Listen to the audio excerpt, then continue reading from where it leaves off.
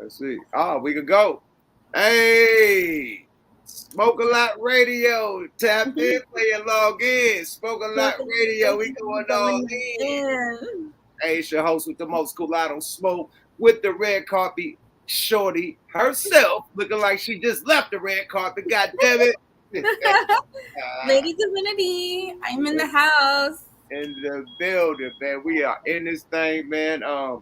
It's been wild, man. BT weekend, man. What's the vibes? I know you got the ear to the streets, man. What's the yeah. to go to? Yeah, hit me up for party information. I got all the party plugs. I got hit you on the DM on the Instagram.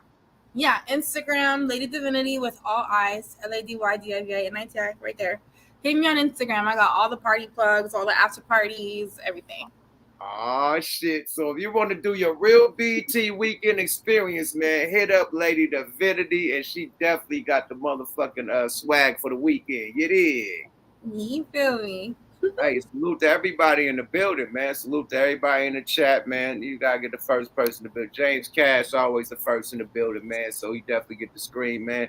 Salute to E Millie in this motherfucker, man. Salute to everybody from all around the world tapping in, little boys and girls. You dig? Oh man, we got motherfucking Score Peasy in this motherfucker. I see you, boy. We got Reese in this thing. I see you. Hey, yeah, man. It's going down tonight. You know, but beyond the BT weekend, man. Tonight been a double decker. You know, Bronny James has been drafted to the Lakers. That's crazy. So this is the first time ever that a son and father has played on the same team in the league. I think the first time a son and a father. No. Fuck it. I want to say the first. Y'all correct me if it's the first time a son and a father ever played in the league together, but definitely the first time a son and a father played on the same goddamn team. That's crazy. I had never seen it or heard of it. I seen a father coaching a son, but I ain't seen a father playing with his son. You know, you got Doc Rivers and you got the other his son. He was coaching him on one of them teams. I think the Clippers. You know, but other than that, all we seen is a dude coach his son. You ain't seen the player and player. So Lakers, some Lakers feeling it, some Lakers fans feeling it, some Lakers fans not feeling it, talking about they hanging up. I don't know, man. Then we got JJ Redick as a new coach. I don't know, man. It's ugly, man. Our dude Aaron's supposed to tap in on the draft side of the game so we could talk about the whole draft and get that, you know what I mean, going on. Because I tell you this, so as a real nigga, I don't know shit about this year's draft. All I know is about Bronny and what's his name? The boy Eddie, the tall dude that's like Wemby. I know about them too. But they say everybody got more stats and everything than Bronny and shit. So hey, it's kind of dead to me. But we have the stat, you know what I mean, the stat chaser, come in here and tell us what's going down. You know, and hey, man, we Smoke a Lot Radio Live, man. Me and Lady Divinity, man. Shout out to our partner in grind network. He's busy tonight, you know what I mean? He's on the road handling business, man. But big shout out to our third partner, you know what I mean? He definitely gets it in, you feel me? So let's get straight to it because you look like you want to see the Trump shit, man. Yeah, I want to see it. Let's get straight to it, man. Because Trump and Biden, these niggas is going at it, bro. My bad. These niggas is going at it. We have a motherfucking full debate, y'all. Let's go, y'all. I've been waiting for them to do the face-off because Biden been ducking. That nigga been hiding. They been on vacation, tanning and shit with that dog. So I've been waiting to see this nigga pull up for the smoke, man. So let's get this. Shit, y'all. Let's get this going.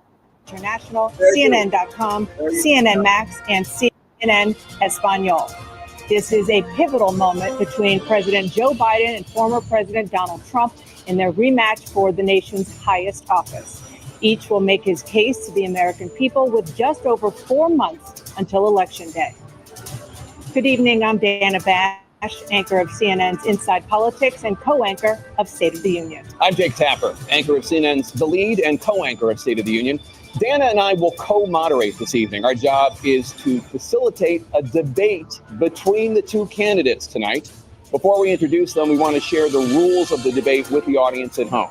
Former President Trump will be on the left side of the screen. President Biden will be appearing on the right. A coin toss determined their positions. Each candidate will have 2 minutes to answer a question and 1 minute each for responses and rebuttals. An additional minute for follow-up, clarification, or response is at the moderator's discretion.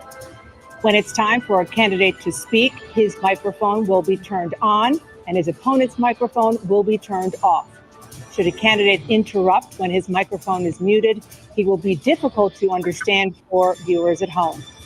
At the end of the debate, each candidate will get 2 minutes for closing statements. There is no studio audience tonight. Pre-written notes, props, or contact with campaign staff are not permitted during the debate.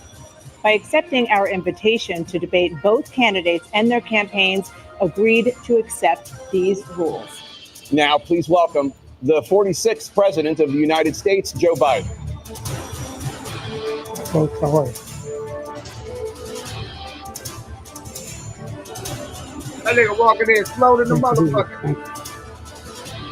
Hey, shout out Erica Miller. Please welcome the 45th President of the United States, Donald Trump. Trump, let's go, nigga. Let's go, Trump. Trump 2024. Fuck the bullshit, man. Gentlemen, thanks so much for being here. Let's begin the debate. Let's start with the issue that voters consistently say is their top concern, the economy. Oh no, man. We got Aaron in this motherfucker, man. You gotta tap in, my friend. Oh, FNF. No time. What's happening with it, Aaron? What's happening with it, man? Friday Night Phase, own, very own, man. The Coin Academy's very own. Aaron. Man, it's only crackling. Showtime Taylor in this motherfucker. Let's go, Playboy. What's up with it, Playboy? Man, it's on and crackling tomorrow night, man. You can dig it. You can dig it. You can dig it. How's everybody doing? You know what I'm saying? I appreciate, the invite. You know what I'm saying? Shouts out to the coast, to the two hosts. You know what I'm saying? Yeah, man, Friday Night Phase, man. It's going to be knocking tomorrow, man. That lineup, man, that they got, man. Woof. Man, we got the best of the best coming up in there. Talk some shit, man. Really? Let them know what they're doing that Friday Night Phase tomorrow, man. Because it's Man. about your winner chicken dinner or loser. Face abuser. So we got one matchup coming up, right? I'm just gonna get right to it, man. And that's Klay the Teacher Hibbert and Chris Cash Out James. Body bag him, toe tag him. I mean, you know what I'm saying? No. We want to hear about the main event. Is 600 really about to fight tomorrow? As far as I know, he gonna show up to fight, man. You know what I'm saying? He put it out there. You know what I'm saying? Who is He put it out. He's getting ready to fight against KC, the Giant Slayer, man. You know what I'm saying? The man that's like, he don't turn down no face. He don't care what your size is. He don't care how much you weigh. He don't care how tall you are. He is the Giant Slayer, and he got that name for a reason. And as far as I know, 600 gonna show up. You know what I'm saying? It's too much. Is KC young Muhammad? Is that the young Muhammad, Cassius Clay? Is that the tall, skinny Muhammad? Is that him? Nah, KC is about 168 pounds. I think he is, man. He's the one that put the ring together every time. Oh, you talking about KC, the teacher?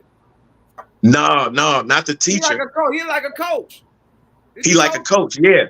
Yeah. Coach. He a coach. Coach a lot of fighters, you know what I'm saying? And man, it's just about his business. You know what I'm saying? He's taking this. Bro, you gotta put somebody in that weight class, man. How you gonna have that man that big against the coach? The coach got skills. The coach ain't playing no games. And the coach was it was 320 pounds and hung with, right? Big boy, he's up in there.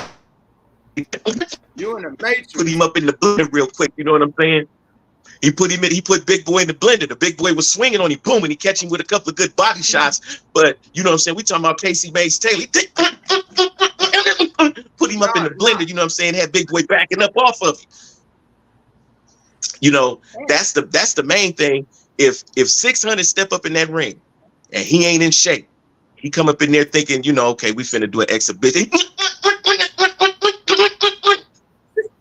That's how it's gonna happen. It's a fucking rap, man. Get them a pillow. Man. Night time. Man. Hey, look, I love Friday Night Phase, man. This is like, you know what I'm saying? After going through what I went through, you know what I'm saying? 26 years inside of prison, you know what I'm saying? The last 12 years calling games for the annual Warriors versus Warriors game inside of San Quentin, and then coming out and grinding on the same thing, and then to end up landing at Coin Media, right? And we get this jumping off. Come on, man. Come on, man. This is a dream come true. In case your audience don't know me, I did 26 years in prison. Back in 1994, I tried to rob a furniture store right down the street from the Great Western Forum, right? And I got shot in the face and I got dragged off to jail for 26 years, you know, but I was doing play-by-play for basketball in every prison that I went to throughout the whole 26-year period, right? And so when I got to San Quentin in 2011, that's when the Golden State Warriors was first coming in with Draymond Green, Harrison Barnes, and Festus Ezeli. They was all drafted that same year in 2012. And so that's when I met the coaching staff. And then, you know, after that, I get out, I land in Coin Media, and I see my boy Yuck. So hold on, was you in San Quentin with the Warriors, the prison team? Yeah. Because you know they got a Golden State Warriors in San Quentin. Yeah, I was doing the play-by-play for all those games. Oh, so you was out there in Quentin. Okay. Come on, man. Yeah, that's what's happening. Boy, that boy is on that water. Man. Hey, that prison, man, you got all kinds. Go ahead. Oh, so how did you get started with Friday Night Fades? So Friday Night Fades, I have a podcast at the Coin Media called Hard in the Paint. And right after my last filming, I found out about, you know, some boxing that had took place a couple of days before. And they was talking about, man, we ought to set this up outside in the backyard, you know what I'm saying, in the ring. And I'm like, well, man, I know I'm gonna be calling these because that's what I do. I call basketball, I call all kind of sports. So fighting, that's the same thing. And so that's how I got associated to it. And then that first night when the Octagon was up there and Chris Cash Out James knocked that boy out, that just like kind of like set it off with my voice. And then Yuck showed up. And then his voice got on top of it as well. And, you know, that's a cool tag team I think we got going on that, too. You know what I'm saying?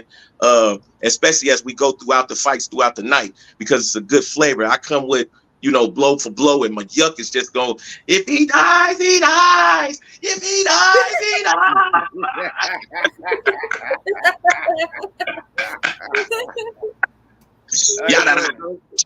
But it's both needed because you need somebody that's doing the play for play, and then you need somebody that's commentating the shit. So I commentate and he do the play for play. You know what I mean? And introduce everybody into the ring. He's basically the whole host of the whole shit, basically. You know what I mean? So he does a lot beyond just calling the plays of the fucking fight. You know what I mean? So salute to you, man, because you know, since day one, right? Since day one. It's been lock solid. You know what I'm saying? It ain't been no faking, no shaking, no, you know what I'm saying? No, it's always been 100. You know what I'm saying? And I love that. You know what I'm saying? So the same back and forth, you know. But this Friday Night Fades though, right? Tomorrow night, man, it's gonna be on and cracking. I'm gonna dress a little different for this one. I'm gonna dress up for this one. I'm gonna come up in there, you know, as Aaron Showtime Taylor tomorrow night. Oh yeah. Shit, they ain't ready. They ain't ready, man. And for the people that know, man, Friday Night Fades, if you know, you know, man. You know what I mean? We ain't gonna put it out for the whole world, but if you know, you know the location, and you know where we get down, and you know where niggas is activated, because they are activated. Like it'd be like 8 to 10 fights, right? It'd be a lot of fucking fights, right? Hey man, by the end of the night, my knees tell me it'd be 8, 9, 10 fights. Getting up in and out that ring. Hey, look at this right here. You see that? Yes, sir. Hold on, man. Let me give you the full screen. What's that? Oh yeah. That says Showtime, right? Yep, TMC. Oh yeah, Showtime. So the signatures inside of there and inside of all of the letters, they made that for me in San Quentin right before COVID happened, right? When they knew I was going to the board. And so the last All-Star game that they had, when you had the teams that would come in from outside, come inside, they came in, all of them. And then you had some people from the Warriors camp come up too, not Steph and them, but some of the coaches and stuff. And all of their signatures is on this. Oh, wow. Wow. From San Quentin Warriors, Golden State Warriors coaching staff, the Green Team, the Trailblazers, all them teams that came up in there for that All-Star game, and my dudes that I left up in there. And so a lot of them is out now, but all of their signatures is up here on that. That's Showtime. Boy, that's legendary, nigga. Showtime. Come on, man. So look, you know more about this draft than us. As the the news is broken out today that Bronny James has been drafted by the Lakers. Can I play some content right quick? Yeah, go ahead. And can I ask you, because you are the sports guru, do you know about this goddamn boring ass draft? Do you know about that? Because all I know is about the Eddie dude. I know about what's his name, Zach Eddie, and I know about Bronny. All them other niggas, I don't know. But do you know? No. All right, so let's get to the Bronny news, man. Fuck it. All right. Let me see the content, because I've seen some content. Let me see what you got. I was about to do the motherfucking Trump and Biden. You ready? You know what? That might be more interesting, because that's like that's a sport to control the world. Yeah. We already know this is sport to control the world. Yeah, this is so iconic, Joe. I remember when I saw LeBron James and Bronny, like, while they were at Bronny's high school game in Calabasas, like 2 years ago, and Right. he wasn't even in. He was just getting considered for a draft, or like professional. You know what? For college. He don't listen. And I know people always love to say, oh, you hate. Listen, telling the truth is not hating. You know what I'm saying? Not accepting the truth is actually hating. You know what I'm saying? Bronny only averaged 5 points. I think like 2 rebounds, right? Okay, that's cool. The system that he was in, he did what he was supposed to do. He might possibly be one of those type of players where that number really doesn't mean anything because his fundamentals can transfer over into the pros. That's like on the low percentage level. High percentage, you only averaging 5 points inside a system at USC, right? And you get drafted the 55th pick. I mean, I don't see it. I seen Michael Jordan's son lead UCF at 17 points and I think like 8 rebounds a game. And I think they were like on an 8-0 streak. You know what I'm saying? And he didn't even get considered to go to the NBA. So I don't really see it. I'm gonna ask you a question. Do you think it's favoritism because of LeBron and Clutch Sports? Do you think that they got the NBA in a chokehold, especially the new commissioner? The new commissioner is a straight, you know what I mean? I think LeBron got that nigga in a chokehold because they done changed the rules for this nigga. Like literally change. I mean, we had the Jordan rules and shit, but come on, man. You did an in-season tournament, like, and then like for what, my nigga? For what? Do the WNBA got an in-season tournament? I'll wait. Do the G League got an in-season tournament? I'll wait. It's like, come on, man. What are we doing over here? Like that man getting a lot of favoritism. Like, and then for the them fucking refs, man. And I'm a Laker fan, but for the Lakers to get more free throws than anybody in the motherfucking league is ridiculous. They blowing that whistle a little too much for the. Sorry about that. Hey, listen, man. I mean, the truth is the truth, man. You know what I'm saying? The whistle was getting blown a lot for the Lakers. You know what I'm saying? They did create an in-season tournament. You know what I'm saying? Because you had people going hard as hell for that in-season tournament. And when they won it, they turned up, right? But everybody kept playing that clip by Kobe. Like when the reporter asked him, how do you feel? You're up 2-0. What am I supposed to feel? It's not over. Yeah, but you're up 2-0. Is the job done? Was the job done? Did you win the championship? No, you won the in-season tournament, man. You know what I'm saying? Okay, y'all won a half a ticket. Okay, cool. You know what I'm saying? But that wasn't the finals. Right. And not to cut you off, but Kobe also said, hey, we ain't hanging nothing but championships up there. We ain't hanging no summer leagues, no motherfucking Drew leagues. We hanging champ. Didn't Kobe say that? Yeah, he did. He said we hanging nothing but championships up there. We ain't hanging nothing else but championships. Kobe said that too. See what? I'm gonna ask you a real sports question. All right. Is LeBron James better than Kobe Bryant? As far as I ain't gonna say stats. Far as the impact, far as eye test, like what you see on the court, far as who actually plays better, and far as the impact that he brought to the league and players. You know what I mean? Because LeBron, he's kind of secretive with his, you know, his sauce.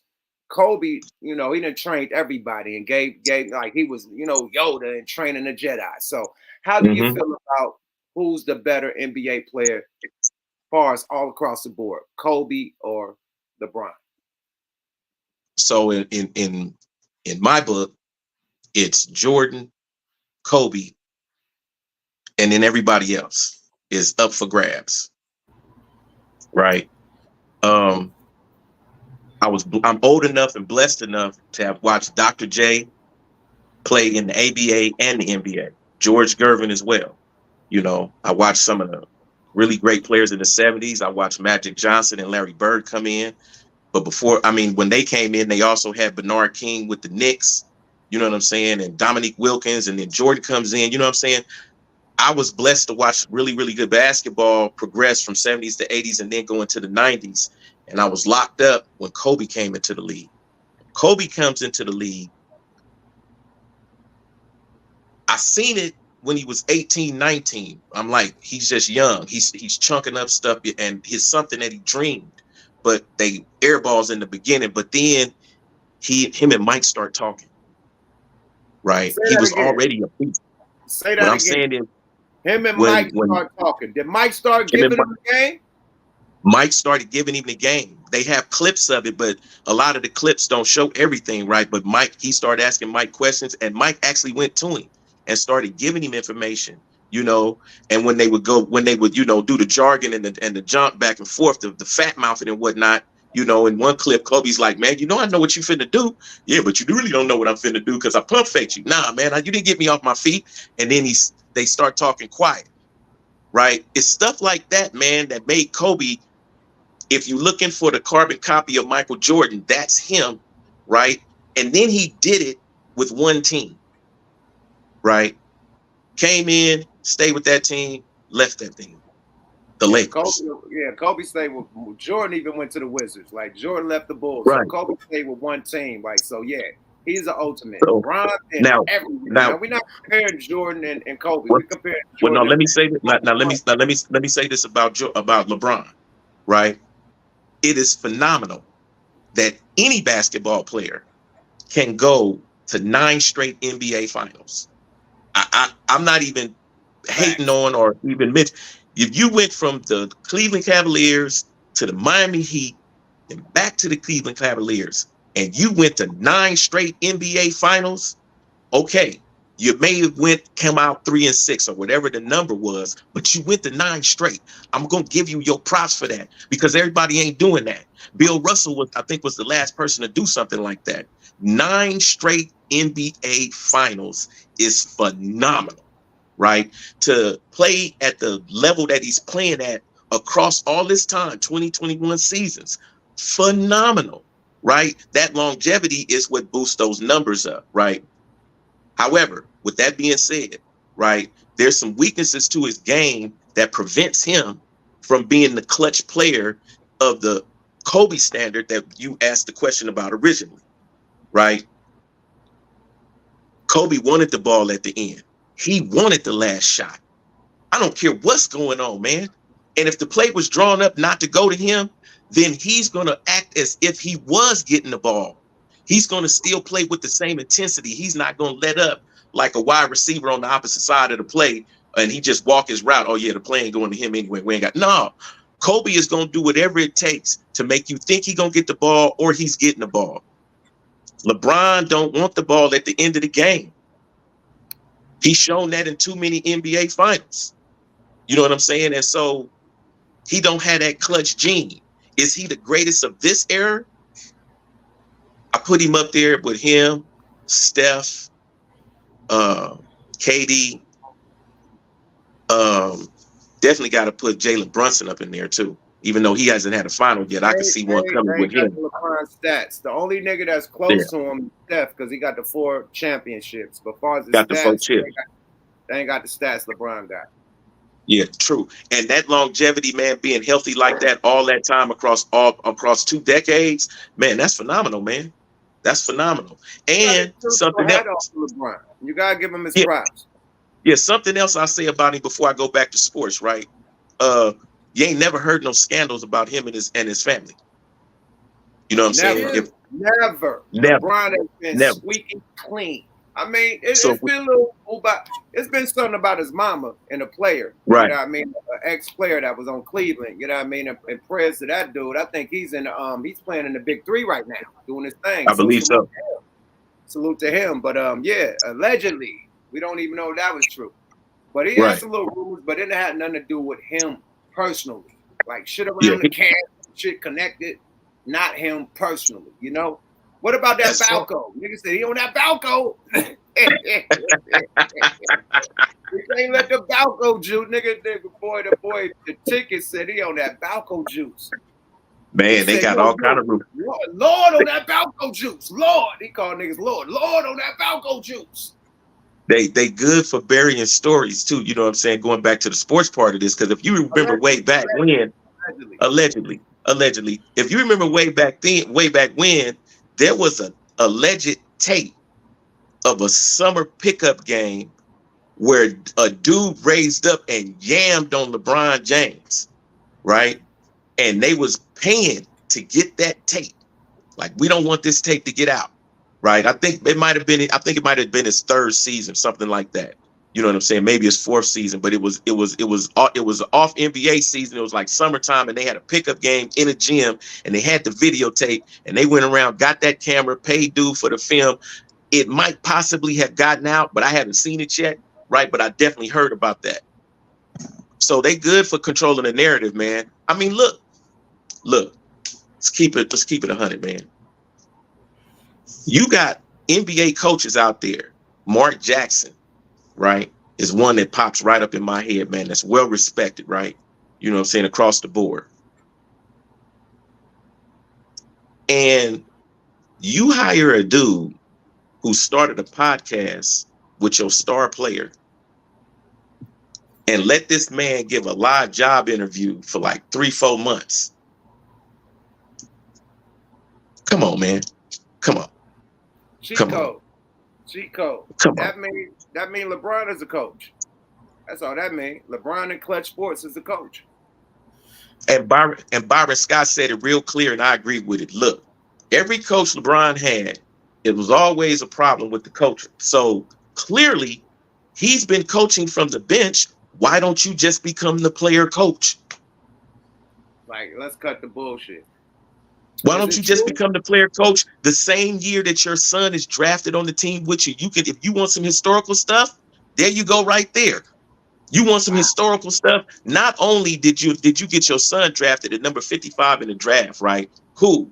Not only are you and your son going to be the first father-son tandem to play in the NBA, and I think the last one was Griffey Sr. and Griffey Jr. in the MLB up in Seattle, right? You want to be the first father-son? Now put on that same resume, the same year your son was drafted, you became the player coach. He probably do that next year. Didn't he sign a 3-year contract? I'm just saying. You know, Laker coaches only get a 1 year. Like, that shit look beefy. Nigga get a 1 year term, my nigga. If they do not go to the championship this year and win, nigga, get fired. JJ Redick, get out of here, just like the other niggas. Period. Sorry about that. But is it true that Rondo is gonna join him as a head coach or a co-coach or whatever? I heard that Rondo on board or something, allegedly. Yeah, I heard that. You know, but I mean, Rondo would be a good coach, though. You know, like whatever the second coach is, he's supposed to be assistant coach. I think the assistant coach. Rondo, if Rondo is the second, like you had Phil Jackson and then there's Tex Winter, right? So if it's JJ Redick and Rondo, okay, we talking Rondo. Now we talking about a coach on the bench who done won some ships, right? He done won some championships. He done played with LeBron, I believe, right? You know what I'm saying? So that shit they won in the bubble was with Rondo. Okay, so as a point guard who with championship experience, I trust you more than I trust a dude who really couldn't create his own shot, was a catch and shoot cat, and all you've been doing for the past year and a half, 2 years is disrespecting the people who laid the foundation for you to even be able to have the type of job that you have to talk the shit that you talking. You know what I'm saying? Simple as that. You know, when you start talking about those Magic Johnson, Larry Bird, Bernard King, Charles Barkley, Julius Erving, when you start talking about those type of players and calling them plumbers, Isaiah Thomas, Joe Dumars, Vinny the Microwave Johnson. JJ Redick was the one that put that shit out there. Yeah, man, JJ Redick was the one that said that they was playing against plumbers back then. Nigga, JJ Redick was a plumber, my nigga. You was the wackest nigga on the team. Like, let's stop acting like it was him. Like, why the dusty niggas, like, same with Gil. Gil had a big ass contract, but you can't be out here saying, I dropped 50 on Jordan. You and Jordan don't even play the same position, my nigga. You're a point guard. Jordan is a shooting guard. You scored on Paxson or the other, like, whatever bull you had, like, you know what I mean? It wasn't Jordan. I scored 52 on the Bulls, my nigga, not Jordan. If Jordan was on you, if he had switched you, this nigga got the best defense ever. You wouldn't have scored no more, nigga. Period. I hate they keep on having to bring Jordan up. Jordan is solidified. Kobe is solidified. This is a new era. Talk about these niggas. Fuck the Jordan comparison if you can't respect them and can't really tell the truth. Because they trying to rewrite history. Don't rewrite history and say Jordan was cheating with the stealing stuff. You see the shit they say he was cheating with the stats. Like, come on, my nigga. Look, like when you dealing with petty people, they come with petty arguments, right? There's no mathematics on the planet, right? We could even call Terrence Howard up on this one, right? When it comes to these mathematics, right? Ain't no way in the world. You said Terrence Howard. No way in the world. 4 and 6 is better than 6 and 0. It's not happening, right? But you have people who will take the point that I made earlier that, yeah, it's phenomenal that he went to 9 straight NBA finals. It is. Man, again, he deserved all the props in the world for that. However, Jordan made it to 6 finals and was 0 losses. Tom Brady, 7 and 3. Not 3 and 7, 7 and 3, right? At that point, for me, and I held out because I'm a Joe Montana fan, even though I'm a Kansas City Chiefs diehard since 1969. You know what I'm saying? Joe Montana was one of my dudes, especially when he came to the Chiefs, right? Joe Montana was 4-0 in Super Bowls.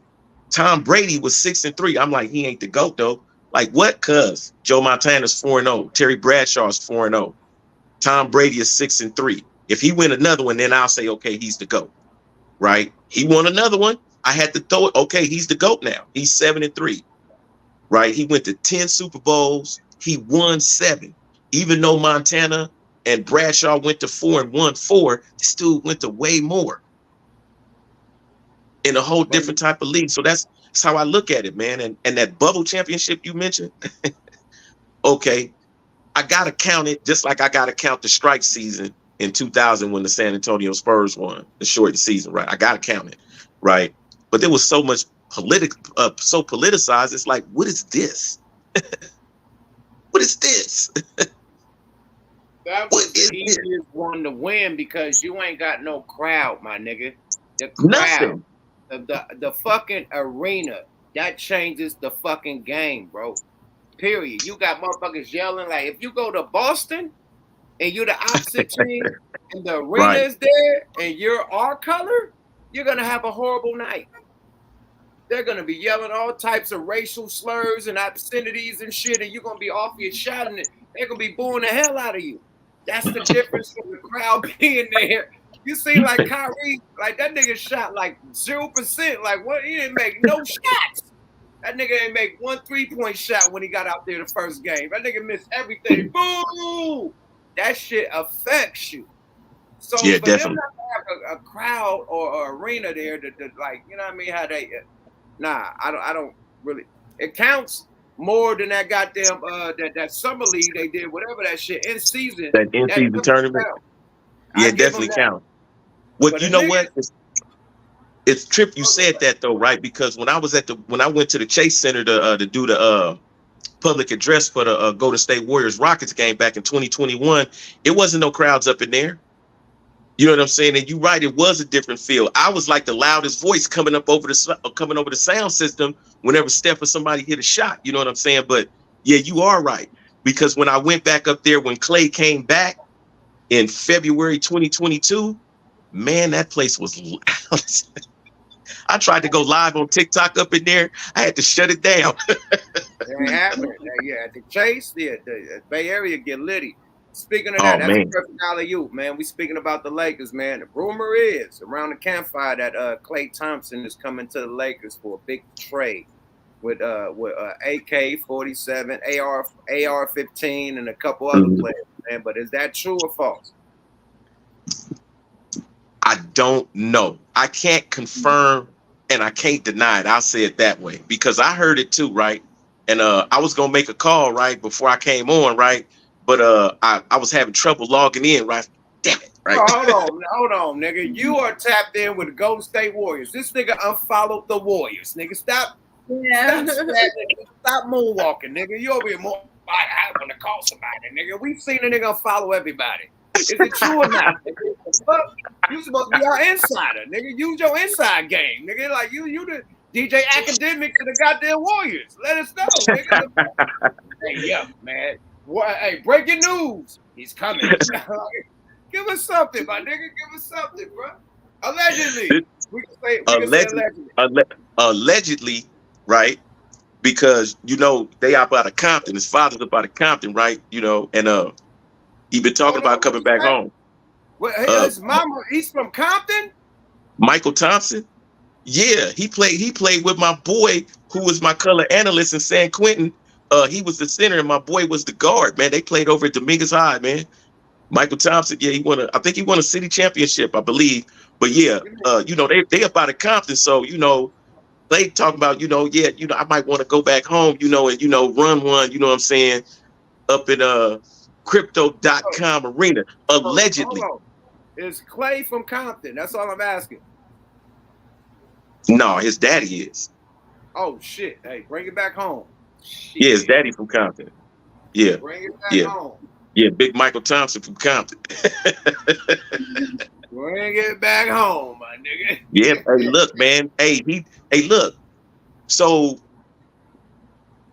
there was a conversation that I had right on another podcast where a dude asked me, he's like, "What you think about Klay?" Right? This was at the beginning of the season, right, when Klay was having all kind of shooting problems. And I said, "Man, look, if I was sitting in Steve Kerr's shoes, right, I'd have Klay come off the bench.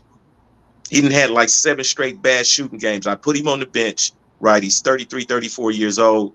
There shouldn't be no problem that a 33, 34-year-old 4-time champion can change roles." I said, "Look what happened with Westbrook down with the Clippers." Okay, cool. A week later, that's what happened, right? Klay started coming off the bench. He started lighting it up, right? Everybody like, "Oh man, fourth quarter, Klay is back." You know what I'm saying?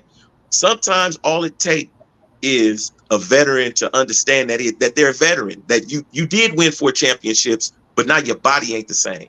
You know what I'm saying? You ain't healing up like you healed before. You know, when I was up there in 2021, his Achilles was still healing. I went to speak to him, and when he looked at me, I didn't take it personal, but I could see. I know I played sports. He wanted to be on the court. He's sitting on the side. He's sitting on the sidelines on the bench with street clothes. He wanted to be on the court, right? When I seen him in San Quentin this past year, he's back. You know what I'm saying? Him and CP3, we all went up there for the Warriors versus Warrior game, and he was good. You know what I'm saying? But them contract negotiations was coming up. You know, Draymond just got all that money. He feel he should get just as much as Draymond got, or more. Come on, man, Draymond Green stocked one of the players out. Yeah, they got a fat contract. You Superman put Jordan. Hey, Dre, we finna pay you for that, baby. Because remember, they gave Jordan Poole a big ass contract at first. And all them niggas was mad because they still had to wait it out. So that's why that nigga ended. Jordan Poole was acting like, yeah, nigga, I got more money than all. He had that type of attitude. So he got Superman punch. Ayugi! Friday Night Fade punch. You know what I mean? If he dies, he dies. You know, slid the nigga across the wall. You feel me? Punch the nigga. Superman punch him if he dies, he dies. But you know what?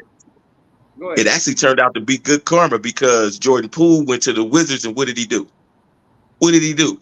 Absolutely nothing.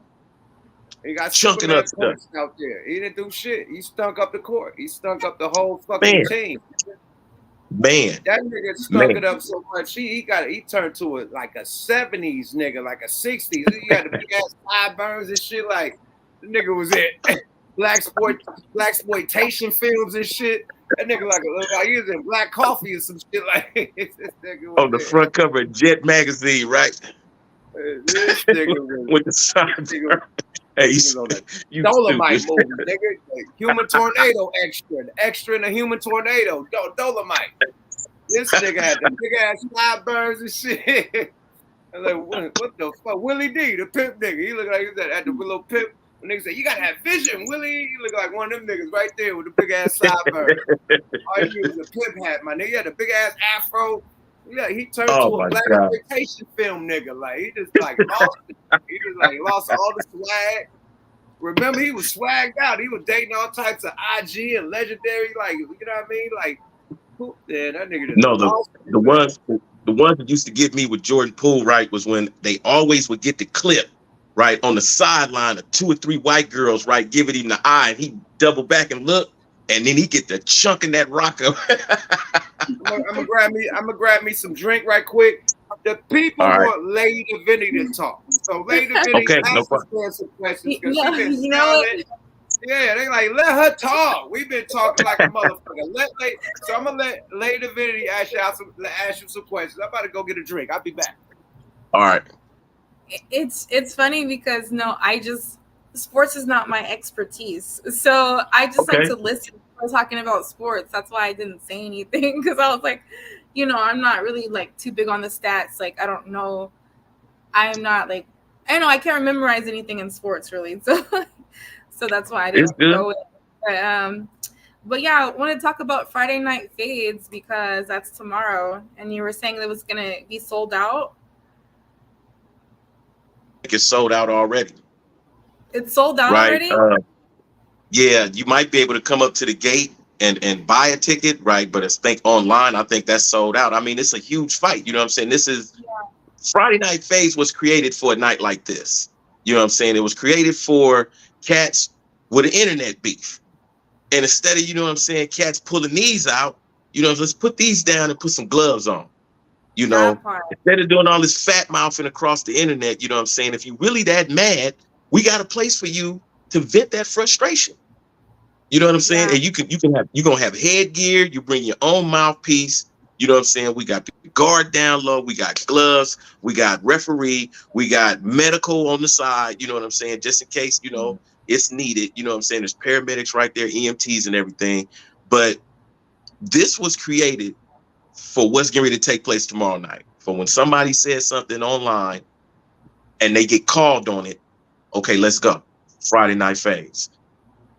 I love that it's helping people, especially men, like get their anger out without having to resort to guns. Like that's violent prevention 101 right there. Even though ironic as it is, this is fighting, but it's still you like in Friday, you live to fight another day. So I love that for us, and I'm super excited about it. I'm definitely going to be there. I mean, we used to be that way back in the day. You know what I'm saying? In the 80s and the 90s, before I went to prison, you know what I'm saying? If you got an issue with somebody, you know what I'm saying? Here, man, hold my thing, man. We finna get right here with it. You know what I'm saying? Win or lose. You know what I'm saying? Cats was used to using their hands and, you use other stuff later on, you know what I'm saying, depending on the situation. But you earned your name by being able to stand up and either whoop some ass or take an ass whooping and still stand there. You know what I'm saying? There's plenty dudes who done lost fights and ain't lost no respect.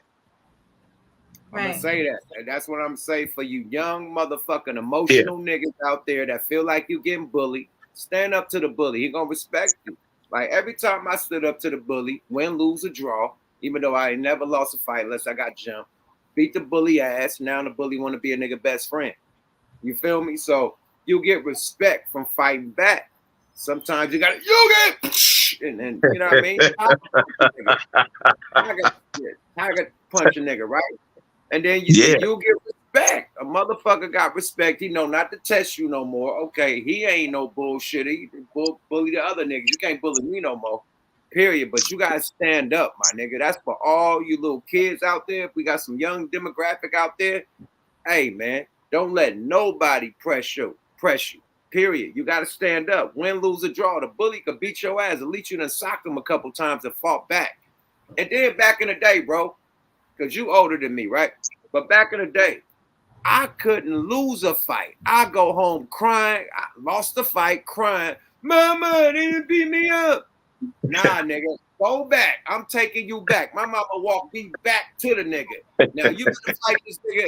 And I'm crying, but my mama put the energy of the Iron Mike Tyson in me because I know if I don't win, my mama gonna beat my ass worse than this. So nigga, I'm on it. Ha ha ha. Beat the shit out the nigga. My mama, yeah, nigga, bring your ass home. That type of shit. Yo mama, you get your ass whooped, your mama take you right back out there. Like, nah, nigga, no, I'm gonna beat your ass, nigga. You better go out there and fight, nigga. You can't run home because you got socked, nigga. Nah, go fight that nigga. Yeah, period. And then if you got jumped, your mama say, hey, take this sock. We're gonna put a couple batteries in it. Go out there. I'm gonna swing this sock with these batteries in it and hit these niggas in the face. If you get jumped, she gonna throw you out there with a sock weapon, like, fa. Like, fucking niggas, am I lying? Or put a lock in that motherfucker? Am I lying? No, you ain't lying. Mama gonna spin your ass out with a sock and a lock or a sock with some batteries in it. You swing that bitch like you see with some nunchucks. What you gonna learn is you ain't running from nothing. That's what you go. That's the lesson. Hell no. You know, that what's going on. You don't run from nothing, right? I think when we get older, though, we get a little wiser. You know what I'm saying? And we learn how to avoid those situations to even begin with, right? But to get to that point, and there's an audio up on there, right? Where it says, when you see a person that's really, really at peace, you don't know what type of violence that they had to go through to find that peace. You know what I'm saying? And we grew up in some violent areas and some violent neighborhoods, you know what I'm saying? Right. And so you don't know the type of violence that a cat go through to get to the point where they can sit and smile and be comfortable in their skin and who they are. Right. And it's growing up like that, like what you just said in my experience as well. And I'm going to assume that the sister, right, Lady Divinity, right. Once you go through something like that, that trauma, that builds you up for the next layers. There's nothing really, once you go through a lot of trauma and stuff like that, it ain't nothing that's gonna stop you because you done already faced everything. Ain't nothing left to stop you. That's why we all on this camera right now. The three of us right here are on this camera right now because somewhere along the line, we got tested and passed the test. And then we get blessed to be able to sit here and share these stories like this. You know what I'm saying? Because we passed the test. Not to cut you off, but that's a perfect alley-oop for Friday Night Fades, man. There we go. Shoulders, handle your candle like a real man. You know what I mean? Put your gloves on, you know what I mean, and live to fight another day. If you got an issue with a nigga, man, put the gloves on. Rest in peace of Gonzo. I respect my brother Gonzo and Bosco 100. Them motherfuckers had a problem. They was going back and forth on the internet. You know, they did a celebrity boxing match. They both got paid, and after that, they had respect for each other. Them niggas became the best of friends. They was, you know what I mean, rocking with each other. It wasn't no more funk no more. So sometimes niggas got to get it off their chest. Once you get it off your chest, niggas can be the best of friends, man, period. So for real. Salute Friday Night Face. Salute the Mac, and salute the Gold Mac, man. Salute the Shine. You know what I mean? Salute the you. You know what I mean? Y'all salute the motherfucking coach. Salute the teacher, you know what I mean? Salute the motherfucking, all the fighters, all the gladiators that we got up there. You know what I mean? Salute to the team. Hey, Boogie. Salute the motherfucking Idris. You know what I mean? The whole motherfucking video squad, the DJ, the security, everybody, man. It's a movement, man. It's a team effort. Teamwork made the dream work, man. Salute to you and salute to me, because we definitely do our motherfucking thing in that thing. And man, is it it's bare knuckle? Is it bare knuckle fighting or is it boxing with the gloves? Gloves and So you they got gloves. Gloves and headgear. Gloves, headgear. You got to bring your own mouthpiece, and then you got the groin guard. You got that as well. So it's lit. And like you said, it's a place, man, where you're supposed to, you know what I'm saying, stand up. You know what I'm saying? If you said it, back it up, stand on it. And if you don't, okay, cool. You know what I'm saying? But once you step up in that ring, you know what I'm saying? It's about wins and losses. And even more, it's about how you performing up in there. Because sometimes, like I say, some of these losses are real close on Friday Night Fades. You know what I'm saying? And that's why we have to go to the 4th round, because we don't do no participation award stuff. Ain't nobody like, you know, ain't no ties or nothing like that. You know what I'm saying? Either you winning or you losing. And so you got to get up in there. If it feel like it's even, they'll go another round. Niggas say one more round. And then the crowd shout that shit and niggas go one more round. If that don't judge it, niggas go another round. So yeah, they're gonna figure it out. It ain't gonna just be no even fight. Nah, nigga, one more round. Let's get it going. Man, I'm hoping, right? Seriously, I'm hoping that KC the Giant Slayer and 600 go to a 4th round. Yeah, to get to that one more round, they gonna be doing some hard squabbling up in there for about 6 minutes. Yeah, for that one more round shit, it gotta be pretty even Steven. You feel me? They both gotta be getting work. You know what I mean? So hopefully 600 show up to do his 1-2, because I know what the coach do. I know what what's his name? KC? Yeah, KC. Yeah, KC I know Mays Taylor. Do. Yeah, I never knew his real name. I always called him the coach. But yeah, the coach, I know what he do. Yeah, he ain't no definitely. Show. And again, man, like you said, man, shout out to Macca, shout out to Coin Academy, you know what I'm saying? Shout out to you, right? Smoke a Lot Radio, you know what I'm saying? Shout out to man, Mr. Organic, DJ Be Easy, you know what I'm saying? And everybody else that's involved up at the Coin. You named off all of the people, the engineers and everything.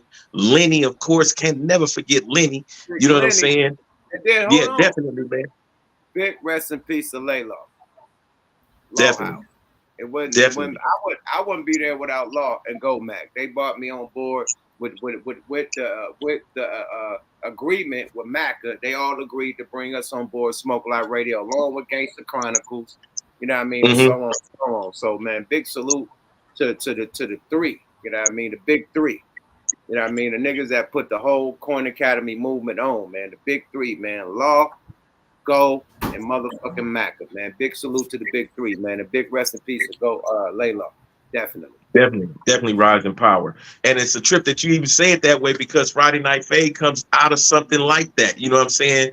Groundwork was laid, and then new pieces come in, another new piece come in. Oh, look, we got a sports announcer up here. Oh, we got some boxing jumping off now. Hold up. We got some blow for blow, punch for punch, jumping off here in the ring like this. The way he do basketball. Wait, here come Yuck Mouth. If he dies, he dies. Come on, man. Hey, it's a whole movement, man. Shout out to everybody that show up and show out. I think the last one was one of the dopest ones. That shit was celebrity. That shit was like, I think the word is getting out, man. Everybody is really fucking with it. It's really becoming a movement. And hey, man, brought to you by the world famous Coin Academy, man. That shit litty in the city. And we are on tomorrow, right? Tomorrow night. Yeah. Go ahead. Lady Vinny, you coming? Yes, I am coming. I don't know, man, because you got all the motherfucking BT after parties and shit. You sure you gonna make it? You know what? No, yeah, I am, because tomorrow is just the experience. So I can come after that. Yeah, I can come after that. But during Saturday and Sunday, no, probably, because I've already like agreed to go to a couple other ones. So yeah, it ain't no Friday Night Fades on Saturday or Sunday. But yeah, we need you on Friday to represent, you know what I mean, Smoke a Lot Radio. I think network ain't gonna be there. So we gotta be in the house thugging it out. And we might got an interview with Pimpin' Ken, because Pimpin' Ken coming through. You know, he wanna do his 1-2. So we might. I seen them didn't they have a live podcast there last time? With Macca? No, I'm asking Aaron. Didn't they have a live podcast on the side of the stage when they had the dude from ATL? What's his name? And they had Oh, yeah. And what was old boy's name from ATL too? nigga name, man. It I should can't be think his name, but yeah, they had a camera. They had a camera on there. Yeah, definitely. they had like a table, like they had like a little, Yeah, you know what I mean, like a little a podcast. little But had podcast. Looked like they had a nice little, podcast set up that they was doing. nice little beautiful women, like about 3 beautiful women with him. And I think Sean was wiggling, but Sean to tap in. That nigga name, it's on the tip of my goddamn tongue, man. He can hang with Ray J and them, man. What the fuck is this nigga name, man? Yeah, I always forget this nigga name, man. But anyway, man. Yeah, I think we probably could do a podcast. But can we get to this Trump shit? Is you still down or you ready to tap out? No, go on to the look. We can go over to the politics. Man, let's get to it, man. Or we could play the Brian shit, just for everybody that I didn't see the nigga get drafted. They just talking about it. I ain't got that. You got the actual draft footage? No. Yeah, I ain't got the draft footage. What they did I that didn't on even the phone? Did they like, yo? I didn't even see him get drafted. I just looked up. I think I was on TikTok and it came across my FYP, my For You page, and I'm like, what? He got drafted 55. Well, there it is there. Did the nigga walk on stage and grab a hat and like did he do all the celebration? Where's that at? Because I ain't seen that yet. I see like he got 55. Let me see if I can pull this up on Google, man. Nigga put the Laker hat on, man. It came out and hugged, what's the nigga name? Pascali. What's that dude name? What's this dude name? I'm finna pull this up right now, man. Let me see if I can pull this up, man. I don't know good German words, man. My bad. I don't know Scheiße. I mean shit. I don't know good German words, man. So Pulaski, whatever that. I don't know what the fucking Polinsky. What's the fucking like the That's it. Polinsky. Polinsky. See, I got it. I knew I was close. Polinsky, man. All right, let's see. All right, man. I'm pulling this up on this tablet, man. Let's see what he said, man. All right, here we go. Draft. You got it? Yep. You got the actual. All right, I'm about to put a screen on you. Let's go. Fair use.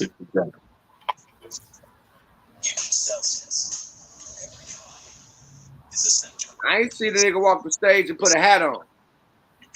I'm hoping that's what we're gonna see right now. No, nigga, I ain't see the nigga walk the stage. Oh, he did. Nah, that's what I got. I got that too. I can pull that up right now. I got the same shit. Where did he walk the stage and put the hat on and hug Polinsky? But they got my boy Bob Myers on here. My nigga, I could pull that up. I ain't seen this nigga walk the stage, put the Laker hat on. Did they just predict that he's about to get drafted? Well, they had been talking about it for days that he was going to be drafted 55th. You know what I'm saying? Right after, matter of fact, it was right after they announced that they was hiring JJ Redick, because they ran some game before they ran that and called the other coach in, and then this is the guy we want, and then they immediately Clutch Sports and them allegedly was calling other teams, telling them don't draft him. You know what I'm saying? Leave him alone or whatever it was, and they drafted him 55th. I've seen no video on it. I just heard about it on TikTok, and that tripped me out. I was like, damn, they drafted him 55th. They didn't have to draft him. You could have signed him as a free agent, as a walk-on, if that's the case.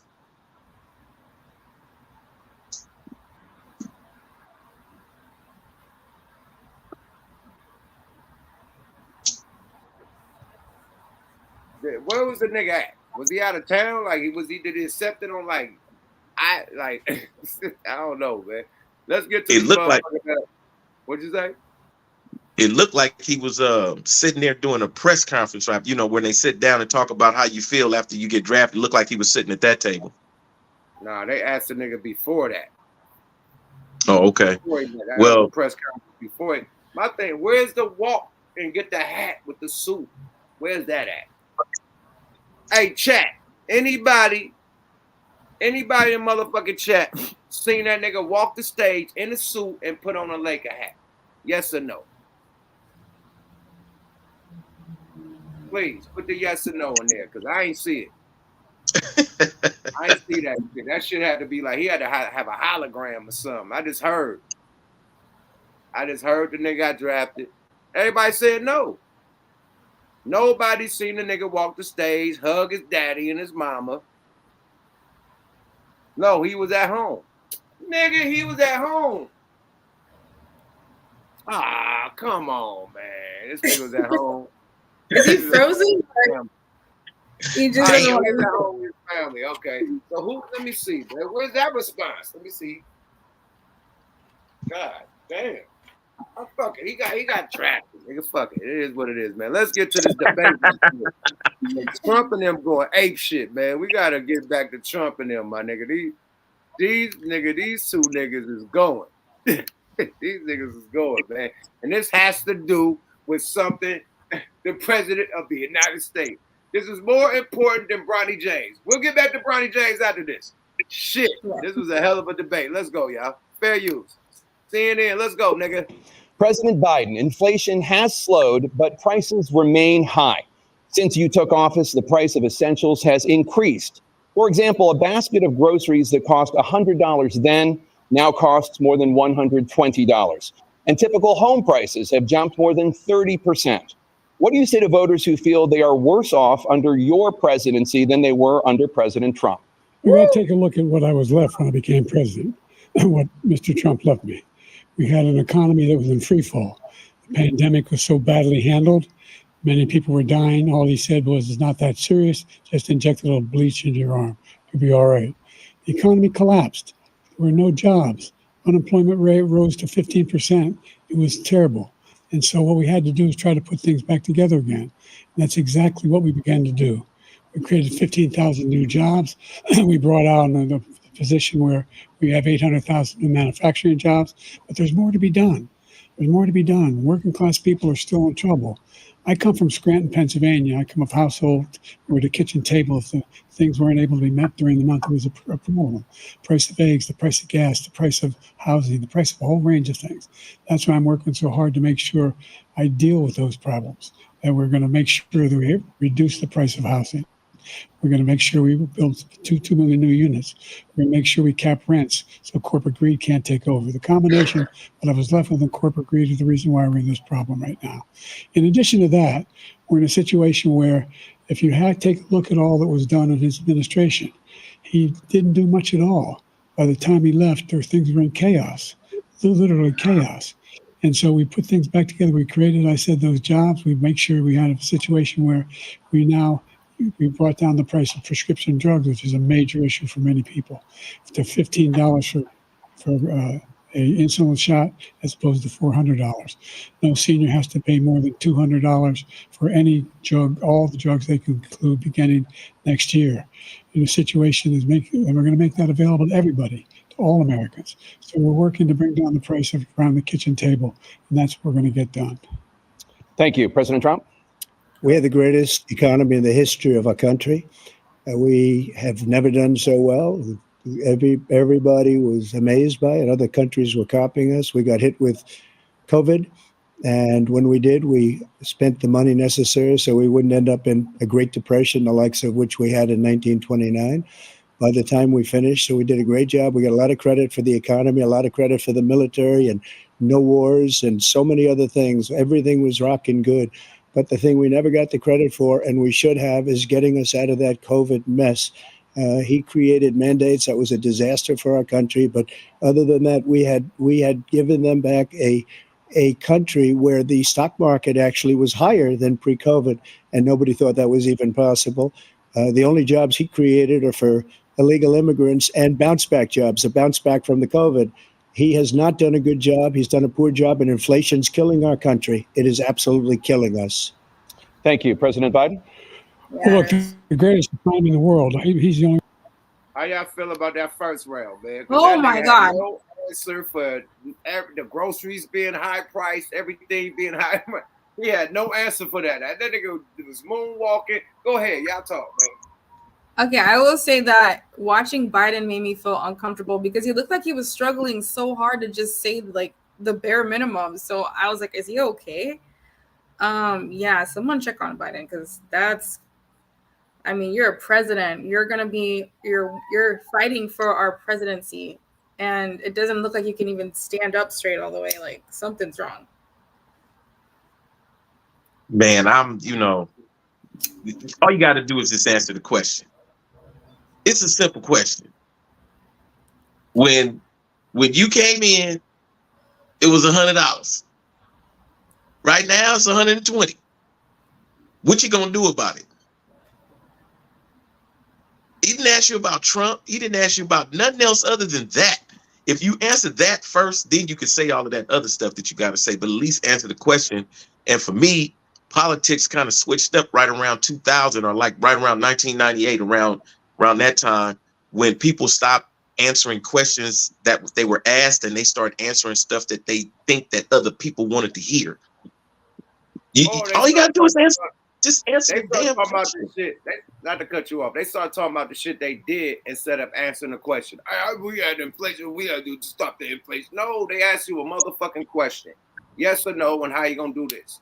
Period. Oh, we stopped the bombs coming from us. Nah, nigga, nobody asked you about none of that shit. Period. It's detracting, my nigga, at its finest. It's moonwalking. Man. And I agree with you. Oh, go ahead. Sorry about that. Go ahead, bro. It's frustrating, man, when you can't answer a question. It's just hella frustrating, right? And so I'm kind of glad, right, that it's like I don't like Biden no way, but I'm trying to give him a chance. Let's put it that way. Dustin and disgusted, man. On to the next. What is it? I don't know. That nigga's out of here, man. Lady Divinity, I agree with you too. This nigga can't finish a sentence. This nigga mumbling like he about to make a rap song in motherfucking 2010 when a mumble rapper. This nigga can't even talk, my nigga. Like, this shit is wild, man. And this is a bad look for him. And look at how stern Trump look. Man, right. This is a bad look. He just looks more fit to run the country. And that's just that. Like, that's it. Period. Yeah. Him. This nigga look like Fire Marshal Bill or Bob, whatever that nigga was called. That nigga from Living Color. I wasn't even trying to be funny. I was genuinely concerned. Like, wow, like he's supposed to be our president for the next 4 years. Look at his condition now. They call him Sleepy Joe for a reason. I mean, just looking at the two of them, right? It's clear, man. Like, as soon as I seen, I'm like, yeah, they really call him Sleepy Joe for a reason, because and Trump is only like 2 years younger than him, but he, like you said, he looks like he's fit to run the country. I don't know what's going on up here, but he looks like he's fit to run the country against Biden. Yeah. One nigga looked like the Hunchback of Notre Dame, and one nigga looked like Larry Bird when he won the championship against the Lakers. That's it. Period. Sorry about that. Let's go, y'all. Very good. Everyone thinks that, I think. I don't know anybody else who thinks he had the greatest economy. And, the fact of the matter is that we found ourselves in a situation where his economy, he rewarded the wealthy. He had the largest tax cut in American history, $2 trillion. He raised a deficit larger than any president has in any one term. He's the only president other than Herbert Hoover who's lost more jobs than he had when he began, since Herbert Hoover. The idea that he did something that was significant, and the military, when he was president, they were still killing people in Afghanistan. He didn't do anything about that. When he was president, we were still finding ourselves in a position where you had a notion that we were this safe country. The truth is, I'm the only president this century that doesn't have this decade, that doesn't have any troops dying anywhere in the world like he did. President Trump, I want to follow up if I can. Am I allowed to respond to him? Well, I'm going to ask you a follow-up. You can do whatever you want with the minute that we give you. I want to follow up. You want to impose a 10% tariff on all goods coming into the U.S. How will you ensure that doesn't drive prices even higher? It's not going to drive them higher. It's just going to cost countries that have been ripping us off for years, like China and many others, in all fairness to China, It's going to just force them to pay us a lot of money, reduce our deficit tremendously, and give us a lot of power for other things. But he made a statement. The only thing he was right about is I gave you the largest tax cut in history. I also gave you the largest regulation cut in history. That's why we had all the jobs. And the jobs went down and then they bounced back. And he's taking credit for bounce back jobs. You can't do that. Right. He also said he inherited 9% inflation. Now, he inherited almost no inflation, and it stayed that way for 14 months. And then it blew up under his leadership because they spent money like a bunch of people that didn't know what they were doing. And they don't know what they were doing. It was the worst, probably the worst administration in history. There's never been. And as far as Afghanistan is concerned, I was getting out of Afghanistan, but we were getting out with dignity, with strength, with power. He got out. It was the most embarrassing day in the history of our country's life. President Trump, over the last 8 years, under both of your administrations, the national debt soared to record highs. And according to a new nonpartisan analysis, President Trump, your administration approved $8.4 trillion in new debt, while so far, President Biden, you've approved $4.3 trillion in new debt. So, former President Trump, many of the tax cuts that you signed into law are set to expire next year. You want to extend them and go even further, you say. With the U.S. facing trillion-dollar deficits and record debt, why should top earners and corporations pay even less in taxes than they do now? Because the tax cuts spurred the greatest economy that we've ever seen just prior to COVID. And even after COVID, it was so strong that we were able to get through COVID much better than just about any other country. But we spurred, that tax spurred. Now, when we cut the taxes, as an example, the corporate tax was cut down to 21% from 39%, plus beyond that. We took in more revenue with much less tax, and companies were bringing back trillions of dollars back into our country. The country was going like never before, and we were ready to start paying down debt. We were ready to start using the liquid gold right under our feet, the oil and gas right under our feet. We were going to have something that nobody else has had. We got hit with COVID. We did a lot to fix it. I gave him an unbelievable situation with all of the therapeutics and all of the things that we came up with. We gave him something great. Remember, more people died under his administration, even though we had largely fixed it. More people died under his administration than our administration, and we were right in the middle of it, something which a lot of people don't like to talk about. But he had far more people dying in his administration. He did the mandate, which is a disaster, mandating it. The vaccine went out. He did a mandate on the vaccine, which is the thing that people most objected to about the vaccine. And he did a very poor job, just a very poor job. And I will tell you, not only poor there, but throughout the entire world, we're no longer respected as a country. They don't respect our leadership. They don't respect the United States anymore. We're like a third world nation between weaponization of his election, trying to go after his political opponent, all of the things he's done. We've become like a third world nation, and it's a shame. The damage he's done to our country. And I'd love to ask him, and will, why he allowed millions of people to come in here from prisons, jails, and mental institutions to come into our country and destroy our country.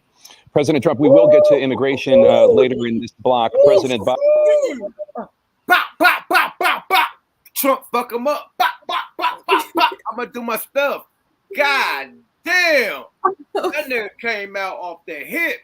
Nigga like the Lone Ranger. Woo, woo. Damn. Nigga, meet me at sundown. Nigga, that nigga came pistols blazing. What y'all got to say with it, man? Ladies first, man. Then you, Aaron. Man, big facts. I mean, we don't even have to do the research. We can see how our country has turned out since Biden's been in control versus when Trump was in control. I mean, when Trump, just back in before 2020, everybody got their unemployment without questions. Everything was more fluid.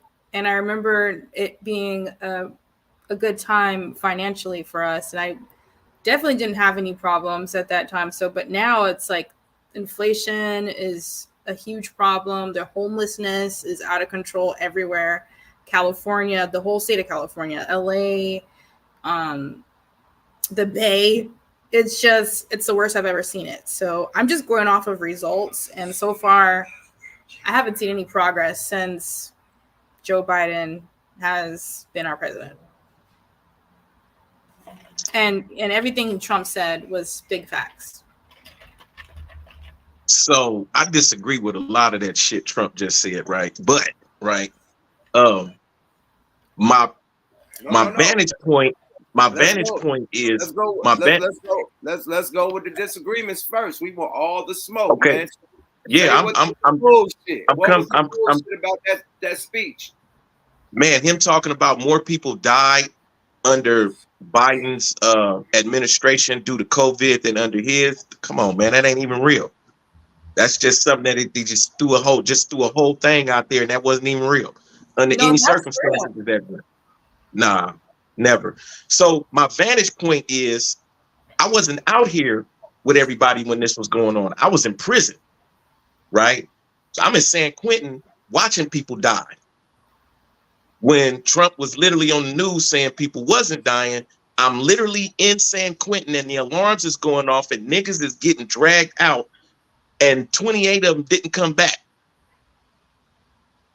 You know what I'm saying? So did they get the vaccine? Were they none vaccinated? of us had the vaccine. We were sitting in San Quentin when nobody was infected, and they shipped 111 people from Chino Institution for Men down south and brought them to San Quentin. And they was infected, and within 3 days we had our first infection, and within a week we had that shit tripled, kept going up and up and up and up until more than half the prison had it. I caught it inside of San Quentin, right? My cellie had it inside of San Quentin. They had to bring some of them camps, some of them camp things, tents down on the yard, so they can try to get some social distancing going on up in there, because we're watching on the news, they saying, hey, you got a 6-foot social distance from people, and we live in 2-man in a cell on lockdown. There's bars there. There's nothing that's going to stop. If the person in the next cell caught it, you're going to catch it, because you can't lock your window. You can't, secure yourself like that. Everybody breathing the same air. So I'm literally living through some of the things where I'm watching him in press conferences saying it's not happening, and we're sitting in there going through it. So for me on that level, that's why I say my vantage point is a little different than out here, because I can understand that if you getting your money, it's COVID and whatnot, and still getting your paper.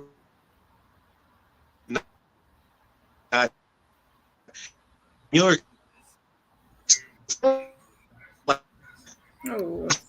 You're in the Matrix. I dislike Biden more. I dislike Biden more because of that 1994 crime bill. That's where right there is where I'm at with Joe Biden. You put that 1994 crime bill into effect, that decimated the black community, especially with a lot of black men getting locked up for longer periods of time for small little things. And I got caught up in that, even though I earned my way up in there. But I was in there with a whole bunch of dudes that shouldn't have been up in there that long. Yeah, that was Biden. The crime bill was Biden. Yeah. Definitely. And that's what people are not. And that's what people are like. Biden can never use the racist rhetoric against Trump, because he also was that for many years of his life. And you can see the videos, you can see the crime bill, review the crime bill. That affected a lot of black men in prison. So I think they got off. You're absolutely right. I agree with you, Lady Divinity. I agree. He did introduce that crime bill, and he got some shit like when we was going through the civil rights movement and the segregation movement, when he was calling us gorillas and said that he didn't want his kids in school with the gorillas. So he got a foul history. Yeah, he could never use that. He could never use that rhetoric against Trump. His history is worse than Trump when it comes to racism, and that's a fact. And let's keep it a buck. We only accepted this nigga because of fucking Obama. So let's be real. Yeah, he was Obama's vice president. Cheat code. Yeah, cheat code. And now he got the Obama cheat code. Now, nigga, you ain't Obama, nigga. Nobody would have picked Biden if it wasn't for Obama. Nobody would have voted for Biden. Nobody. It took nobody would have been like, this guy is the guy. Like, no. Nah, not at all, bro. Period. Not at all. Big shout out to Aaron for tapping in. I see he tapped out. We gonna do this thing. 1-2. Let's get our 1-2 on, Lady Divinity. Let's go. Yada. Smoke a Lot Radio live. Thank you, everybody, for tapping in. We about to throw the motherfucking bat line out for y'all to tap in with us because I know y'all got a lot of shit to talk, man. So let's go, y'all. Fair use. I want to give you an opportunity to respond to this question. Oh, this shit just stopped. I know it didn't stop on a nigga. Technical difficulties. Unavailable. Hold on. Let me read. Maybe he just needs to buffer a little bit. How long was it? 4 hours? I think I could redo it. Let me see. How long was the debate? Like how long? Like how many hours was it? It seemed like it was like only like 30 minutes or something. I gotta refind it and shit. My bad. Oh, okay. Right, that video said 4 hours. My thing is, I think when you start dropping these words, the B word and the T word, shit start freezing up. We start talking about this shit now. The computer freezing up. This shit stop. Like, hey man, I don't know, man.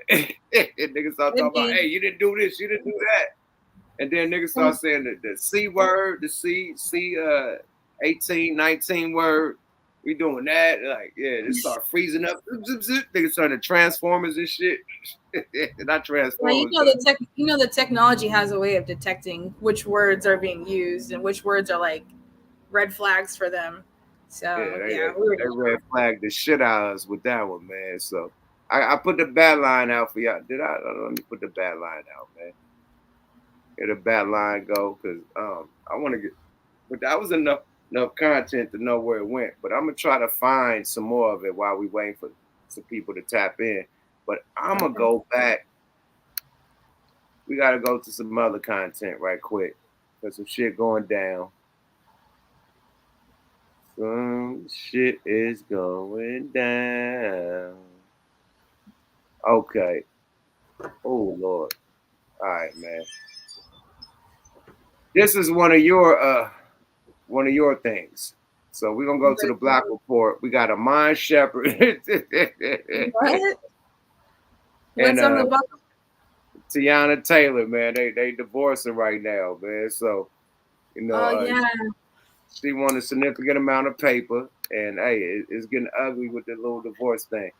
So I'm gonna play that for the Black Report on the female side of the game, because hey, I got a female in here, and I want you to talk about it. Is it wrong or right? Let's go, y'all. Tiana Taylor and Amon Shepherd's divorce has been finalized. And let's just say that Tiana will be smiling all the way to the bank to collect her millions. But how is Amon really taking the settlement? Is it enough payback for every? Oh, fuck. Did I just fuck it up? Yeah, it's like he put Tiana through.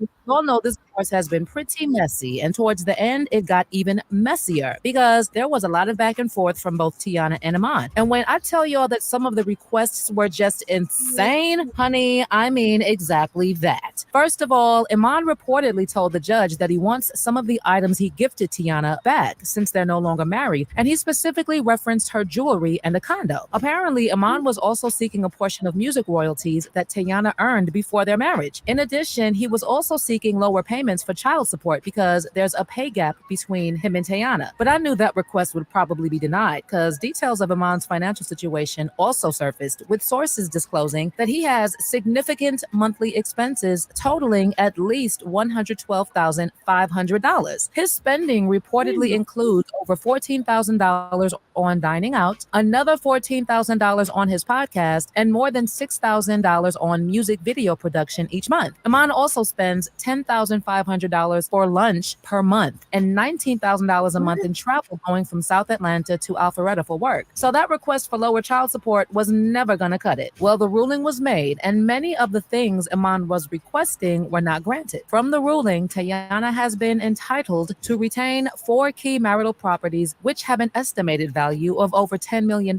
and are understood to be significant assets from their shared estate. She has also been awarded a collection of vehicles, including a Maybach, a Mercedes Sprinter, a tour bus, and her prized Bronco truck. And she retains all her jewelry plus 100% ownership of her companies, TaylorMade and Aunties. Meanwhile, Iman will keep his luxurious Miami condo. He'll also retain ownership of his South Georgia compound and Decatur, Georgia compound. He will also keep all his Shumpert Shump investments as revealed during the trial. And while the specifics of these investments were not disclosed publicly, they likely include a diverse portfolio spanning across various sectors. In addition, Iman has also been ordered to make a one-time seven-figure payment to Tiana Taylor, and he is also required to pay $8,000 per month in child support. As far as the kids are concerned, the court has also mandated that Iman cover 100% of the private school fees for both of their daughters. Of course, even before we got here, there's been a ton of drama around the divorce, with Tiana accusing Iman of being jealous of her fame and feeling insecure about not being good enough for her, despite the fact that he was earning way more playing basketball than she could ever dream of making in music. In the divorce filing, Tiana claimed that Iman would grow annoyed when they would attend public events together, and paparazzi would even ask him to step out of the frame. In addition, Tiana said that Iman started sending her negative text messages with condescending and manipulative language in response to her being in the spotlight. She claimed Iman would pick fights with her for no reason, even on her birthday, and then apologize. The court.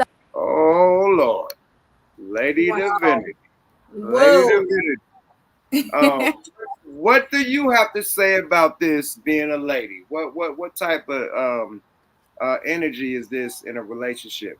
Have you ever experienced that, or do you know some females who experience that type of energy with that type of like competitiveness? If you got two celebrities in their own field and they're fighting for the spotlight, it becomes competitive instead of just a cool relationship like Jay and Beyonce, and they both support each other and they level each other up. Like, have you experienced that or heard about some shit like that? Or like, is this like new? Yeah. Well, see, it doesn't work when you're competitive with your spouse, because your spouse is supposed to be the one that supports you and uplifts you and makes you feel good about your goals and like helps you reach them, you know. But a toxic relationship would be the opposite of that, obviously. So I don't know how their competitiveness, I guess I wasn't, you know, there, but I did notice that they broke up before now. The public knows about it now, but like a lot of people have seen them like in public, but not really together since at least 2022. So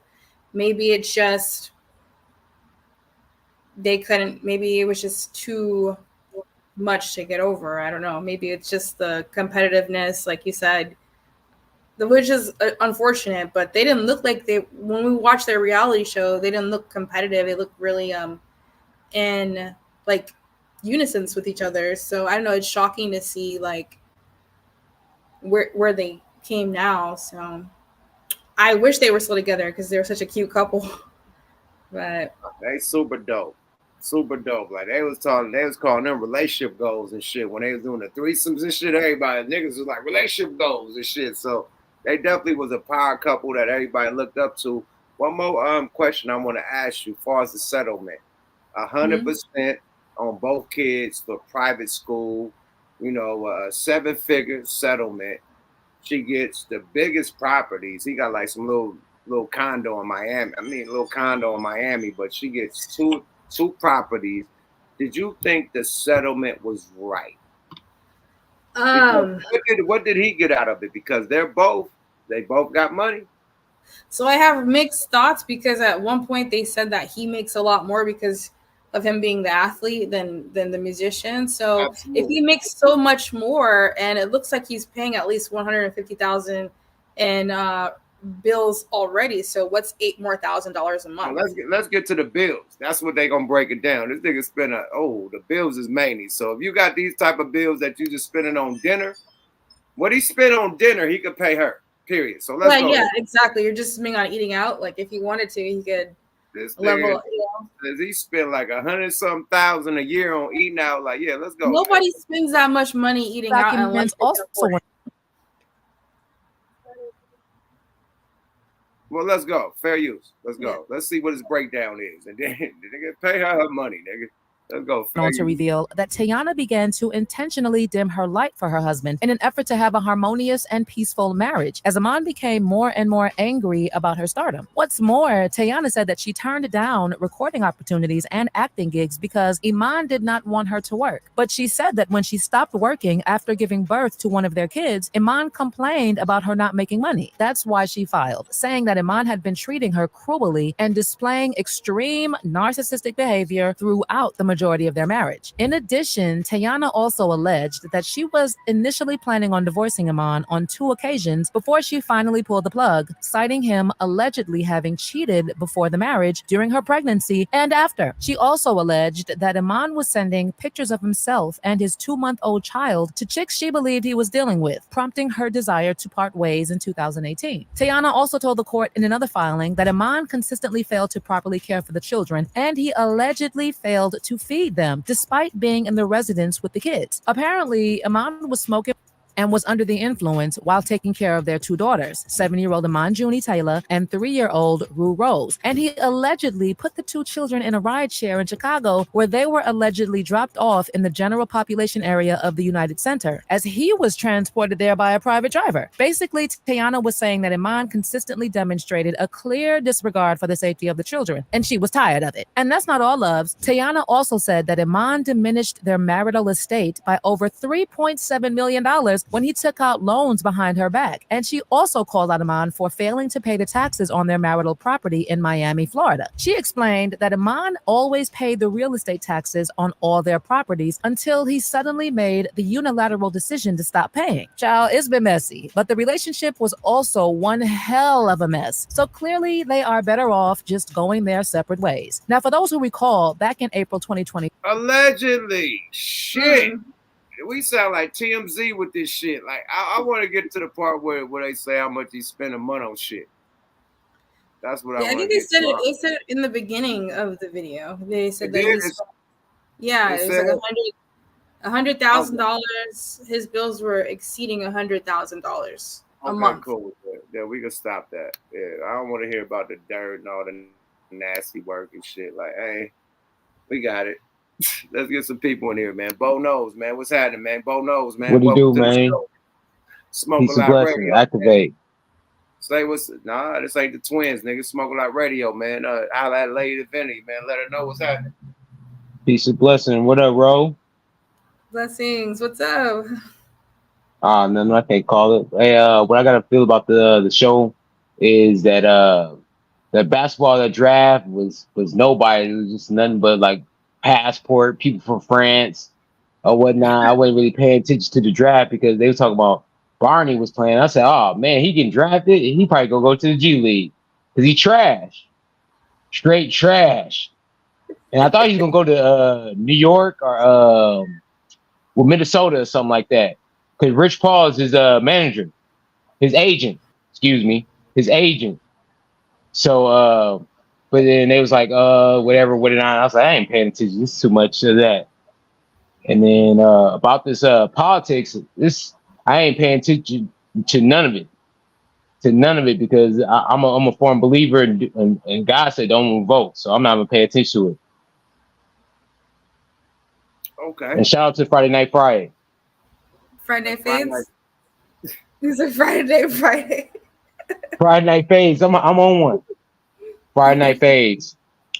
Yo, ass is crazy, bro, man. I'm gonna bring some more content, but they been tapping in. Bo knows, man. Smoking like radio, man. Bo knows in the house, man. Let's get this one more crazy nigga in, then we can tap niggas out, get some more people in here. Because niggas don't even know about. Bro, if you don't know about the content, do not tap in. Ronnie, I'm about to tap your ass in, nigga. You better know exactly what you talking about. I don't need no stutter butts, nothing, my nigga. I would take your camera off, my nigga. I think you just using the nigga this thing on camera, my nigga. For real though. If you ain't talking about some real shit about the content, nigga, as soon as you stutter, I'm tapping you out, Ronnie. Period. Come in here, talk about the content. That's it. Everybody, let's talk about the content. I know I'm a rapper. I know I made songs and shit and albums. We don't need all. Hey, yo, my favorite album, nigga. You go to. We don't need that. Let's talk about the content. Lady Divinity, she's gorgeous. And be like, oh, Lady Divinity, I love you. You're beautiful. Nah, nigga. Let's get to the content. We appreciate shout outs, but do the content, then shout us out after that. You dig? Let's get to that. Ronnie tapped out because the nigga didn't know what the content was about, period. So, yeah, if y'all tap in, know what the fucking content is about, man. Don't just be like here trying to just get on screen and shit, man. We don't do that, Jack, period. So I found the motherfucking Trump shit. So let's get back to the Trump shit because that was funky. I want to see this. This concerns the United States of America. Shumpert, yeah, whatever. Y'all gotta figure that out, Jack. But this Trump shit, this go this. Nah, not y'all. Where was it? I had it. Was it the CNN? Ah, fuck, man. I had this shit already loaded up and ready and where it needed to be. Hold on. Is it? Okay, yeah, the CNN one. All right, let me see. Boom, boom. These niggas is talking all through the CNN. I hate the end. Okay, let me get the next one. That's the one we already did. This is the one that, okay. Boom. My bad, y'all. But I got it, though. We ready to go. Black families still earn far less than white families. Black mothers are still 3 times more likely to die for pregnancy-related causes. Let's go. And Black Americans are imprisoned at 5 times the rate of white Americans. What do you say to Black voters who are disappointed that you haven't made more progress? They acknowledge they made a lot of progress, number one. Facts of the matter is more small Black businesses that have been started at any time in history. Number two, Black unemployment is the lowest level it's been in a long, long time. Number three, we're trying to provide housing for Black Americans and dealing with the segregation that exists among these corporate corporations that collude to keep people out of their houses. And in addition to that, we find that the impact on the choice that Black families have to make relative to childcare is incredibly difficult. When we did the first major piece of legislation in the past, I was able to reduce Black childcare costs. I cut them in half. We got to make sure we provide for childcare costs. We got to make sure, because when you provide those childcare protections, you increase economic growth because more people can be in the job market. So there's more to be done, considerably more to be done. But we've done a great deal so far, and I'm not letting up, and they know it. You have 49 seconds left. What do you say to Black voters who are disappointed with the progress so far? I say I don't blame them for being disappointed. Inflation is still hurting them badly. For example, I provided for the idea that any Black family first-time home buyer should get a $10,000 tax credit to be able to buy their first home so they can get started. I made sure that we're in a situation where all those Black families and those Black individuals who provided had to take out student loans that were ballooning, that if they were engaged in nursing, doctor, and anything having to do with volunteerism, if they paid their bills for 10 years on their student debt, all the rest is forgiven after 10 years. Millions have benefited from that. And we're going to do a whole lot more for Black families. Thank you, President Trump. And he caused the inflation. He's blaming inflation, and he's right. It's been very bad. He caused the inflation, and it's killing Black families and Hispanic families and just about everybody. It's killing people. They can't buy groceries anymore. They can't. You look at the cost of food where it's doubled and tripled and quadrupled. They can't live. They're not living anymore. He caused this inflation. I gave him a country with essentially no inflation. It was perfect. It was so good. All he had to do is leave it alone. He destroyed it with his Green New scam and all this money that's being thrown out the window. He caused inflation. As sure as you're sitting there, the fact is that his big kill on the Black people is the millions of people that he's allowed to come in through the border. They're taking Black jobs now, and it could be 18, it could be 19, and even 20 million people. They're taking Black jobs, and they're taking Hispanic jobs, and you haven't seen it yet, but you're going to see something that's going to be the worst in our history. Thank you. President Biden? There was no inflation when I became president. You know why? The economy was flat on its back, 15% unemployment. He decimated the economy, absolutely decimated the economy. That's why there was no inflation at the time. There were no jobs. He provided thousands and millions of jobs for individuals who are in all communities, including minority communities. We Talk made like that, sure that they though. had health insurance. We have I covered, told you, Fire the Marshal ACA Phil. has increased. I made sure that there are $8,000 per person in a family to get written off for health care. But this guy wants to eliminate that. They tried 50 times.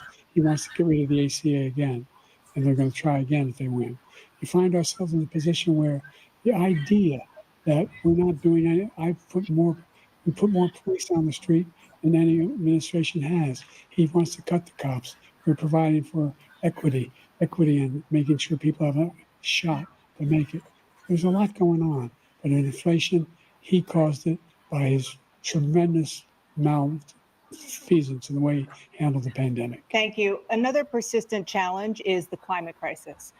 2023 was the hottest year in recorded history, and communities across the country are confronting the devastating effects of extreme heat, intensifying wildfires, stronger hurricanes, and rising sea levels.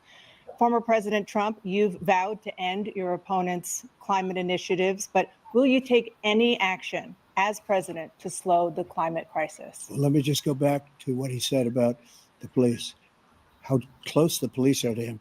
Almost every police group in the nation from every state is supporting Donald J. Trump, almost every police group.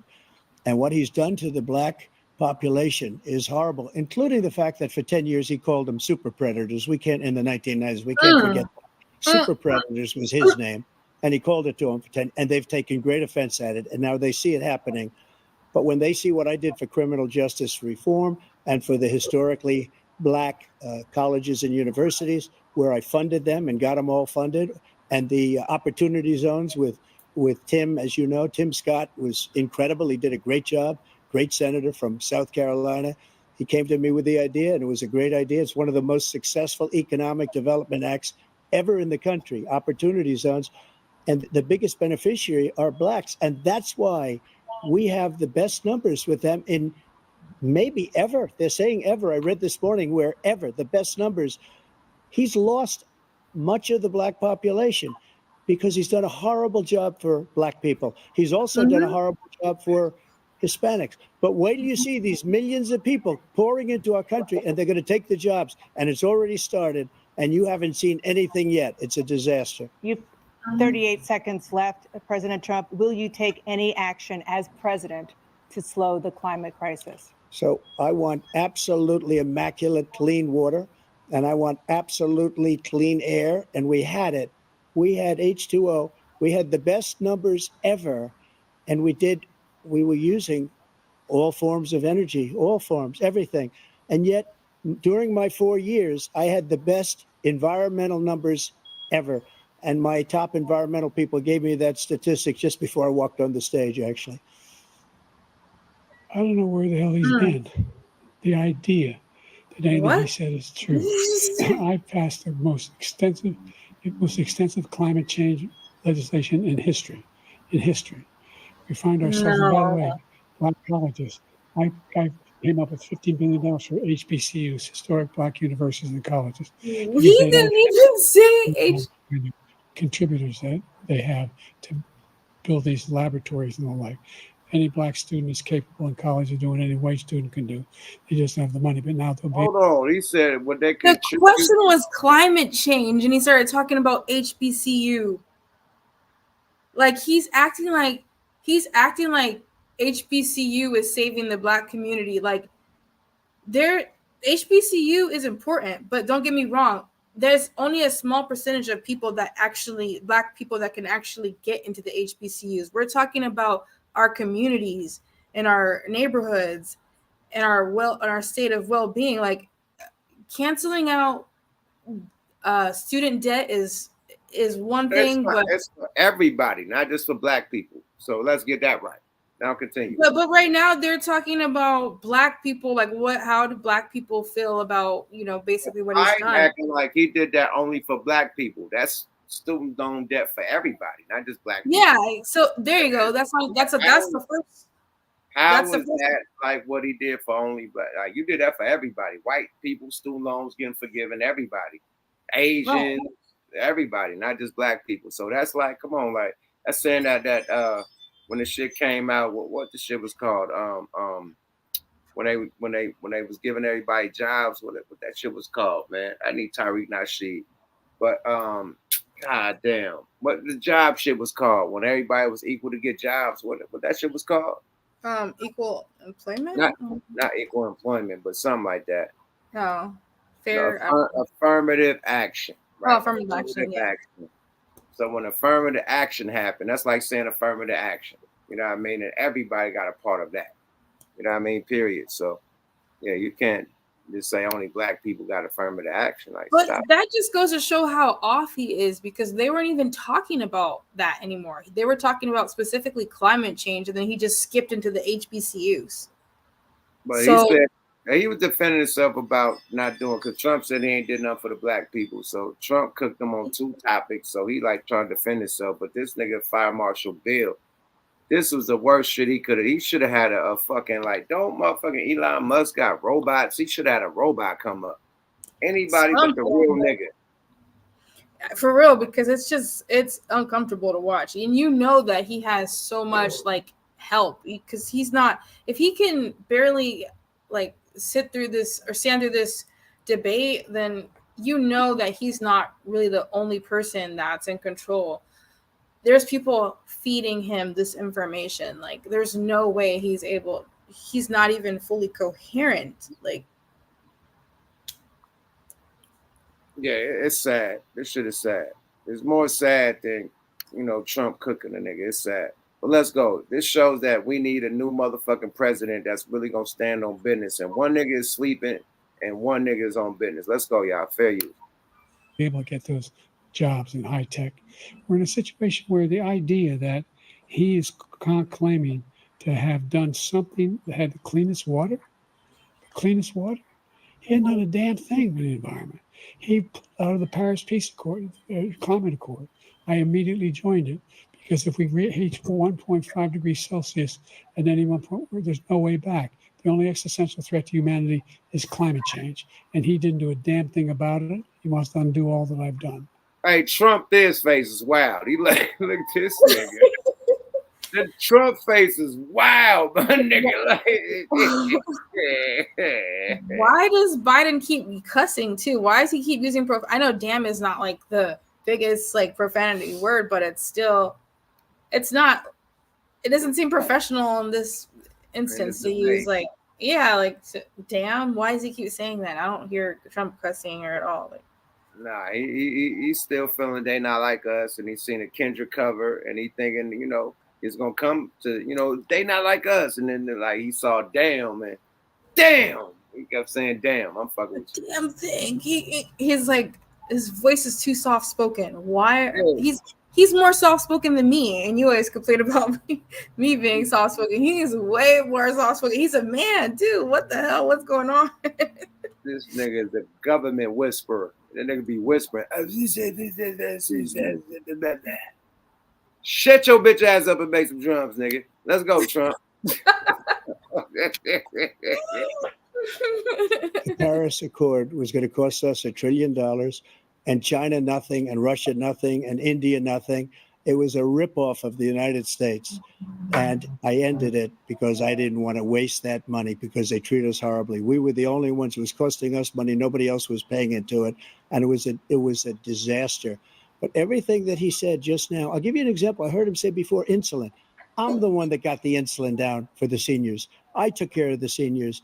What he's doing is destroying all of our medical programs, because the migrants coming in, they want everybody. And look, I have the biggest heart on the stage. I guarantee you that. And I want to take care of people. But we're destroying our country. They're taking over our schools, our hospitals, and they're going to be taking over Social Security. He is destroying Social Security, Medicare, and Medicaid. Oh, talk your shit, Trump.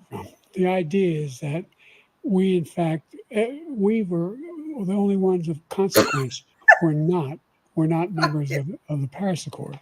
How can we do anything? We're not able to, the United States can't get us under control. One of the largest polluters in the world, number one. We're making significant progress. By 2035, we will have cut pollution in half. We have made significant progress, and we're continuing to make progress. We set up a climate corps for thousands of young people will learn how to deal with climate, just like the Peace Corps. And we're moving in directions that are going to significantly change the elements of cause of pollution. But the idea that he claims that he has the biggest heart up here and he's really concerned about pollution and about climate, I've not seen any indication of that. And by the way, with regard to prescription drugs, one company agreed that they would reduce the price to $35, which I was calling for, one, voluntarily. I made sure every company in the world, every pharmaceutical company, cannot have to pay. Thank you. And by the way, Thank you. She said, So every day, millions of Americans struggle just to make ends meet. For many older Americans, Social Security provides a critical lifeline. President Biden, if nothing is done to Social Security, seniors will see their benefits cut in just over 10 years. Will you name tonight one specific step that you're willing to take to keep Social Security solvent? yes, make the very wealthy begin to pay their fair share. Right now, everybody making under $170,000 pays 6% of their income, of their paycheck, every single time they get a paycheck from the time of the first one they get when they're 18 years old. The idea that they're going to, I've been proposing that everybody, the millionaires pay 1%. So no one I would not raise the cost of Social Security for anybody under $400,000. After that, I began to make the wealthy begin to pay their fair share by increasing from 1% beyond to be able to guarantee the program for life. So you still. You just said any nigga that make 170-something thousand will have to pay more. Then you start saying 1%. What is it? This nigga fumbling and mumbling. What you gotta say, lady? Talk your shit. I'm about to put the bat line out too, man. Thanks for everybody for tapping in. This is Smoke Lot Radio Live. Big shout out to Network. He couldn't make it tonight, Dynamite. But hey, teamwork make the dream work. You feel me? Got my sis in the building and we rocking out, man. Fuck with y'all live, man. This is Smoke Lot Radio Live, man. You feel me? Tap in. I just threw the bat line out. Tap in if you really want to talk some real shit, know about the content. We ain't for no games, my nigga. We can do this shit by ourselves. You feel me? We don't need no help. You dig? Yada. Let's go. Fair use. Man, I think he needs to focus. I think he needs to focus.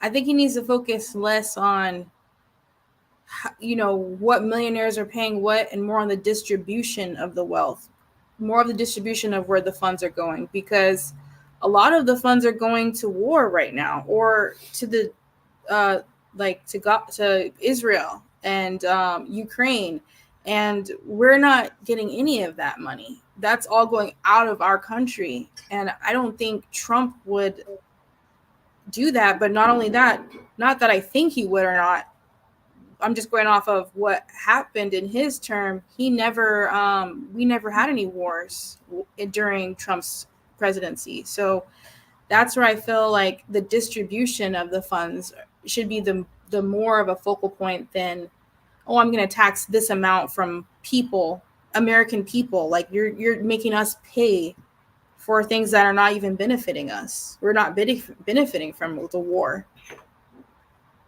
We're not benefiting from other countries. Why we gotta be the Superman or the Captain Save-A-Hole for every other country? Like, we going through shit. We got the biggest homeless problem on Earth besides on Earth. And we're supposed to be the best country in the world since when?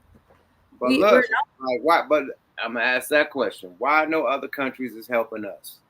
Why what this shit called, man? Why Israel never sent us no money for what we going down in America? Why wherever the fucking other shit where we sent the billions of dollars? What do you say, Ukraine? Why Ukraine never sent us no money for what we got going on out here, right? Like, nobody never sent us no fucking money, man. Like, we want to take care of everybody. So a disaster happened out here. Americans sent billions of dollars here. But this is all it's embarrassing. It's embarrassing. Meanwhile, our country is suffering and people are on the streets. And if you live in LA, you've seen Hollywood. There's tents all across Hollywood Boulevard. There's tents all across multiple streets in San Francisco. Oakland is becoming like a ghost town. Like, it's embarrassing for ours, especially California. we're supposed to be doing a lot better than this. We're the state that everybody used to look at as in like admiration, and it's like we're really not that anymore. Like, yeah, there's still the heart there. Yeah, there's still like unique opportunities, but if you come pretty much anywhere in California, you're gonna see the complete opposite of the glitz and glam that you used to know. It's not that. And then look, you try to eliminate the biggest motherfucking states, you know what I mean, that got the most motherfucking like worth, like the most, you know what I mean, economic, you know what I mean, value. You know what I mean? New York is going through it, right? California is going through it. Them are the two biggest economical states in America, period. As far as like everything, that they make the most money. And you shut these two down. That's by design, my nigga. That ain't just like why everybody else ain't shut down like that? Why these two got the most? Right. The nigga from Texas start sending everybody up to New York. Why not send them to North Carolina, Ohio, Detroit? I mean, they sent them to Chicago.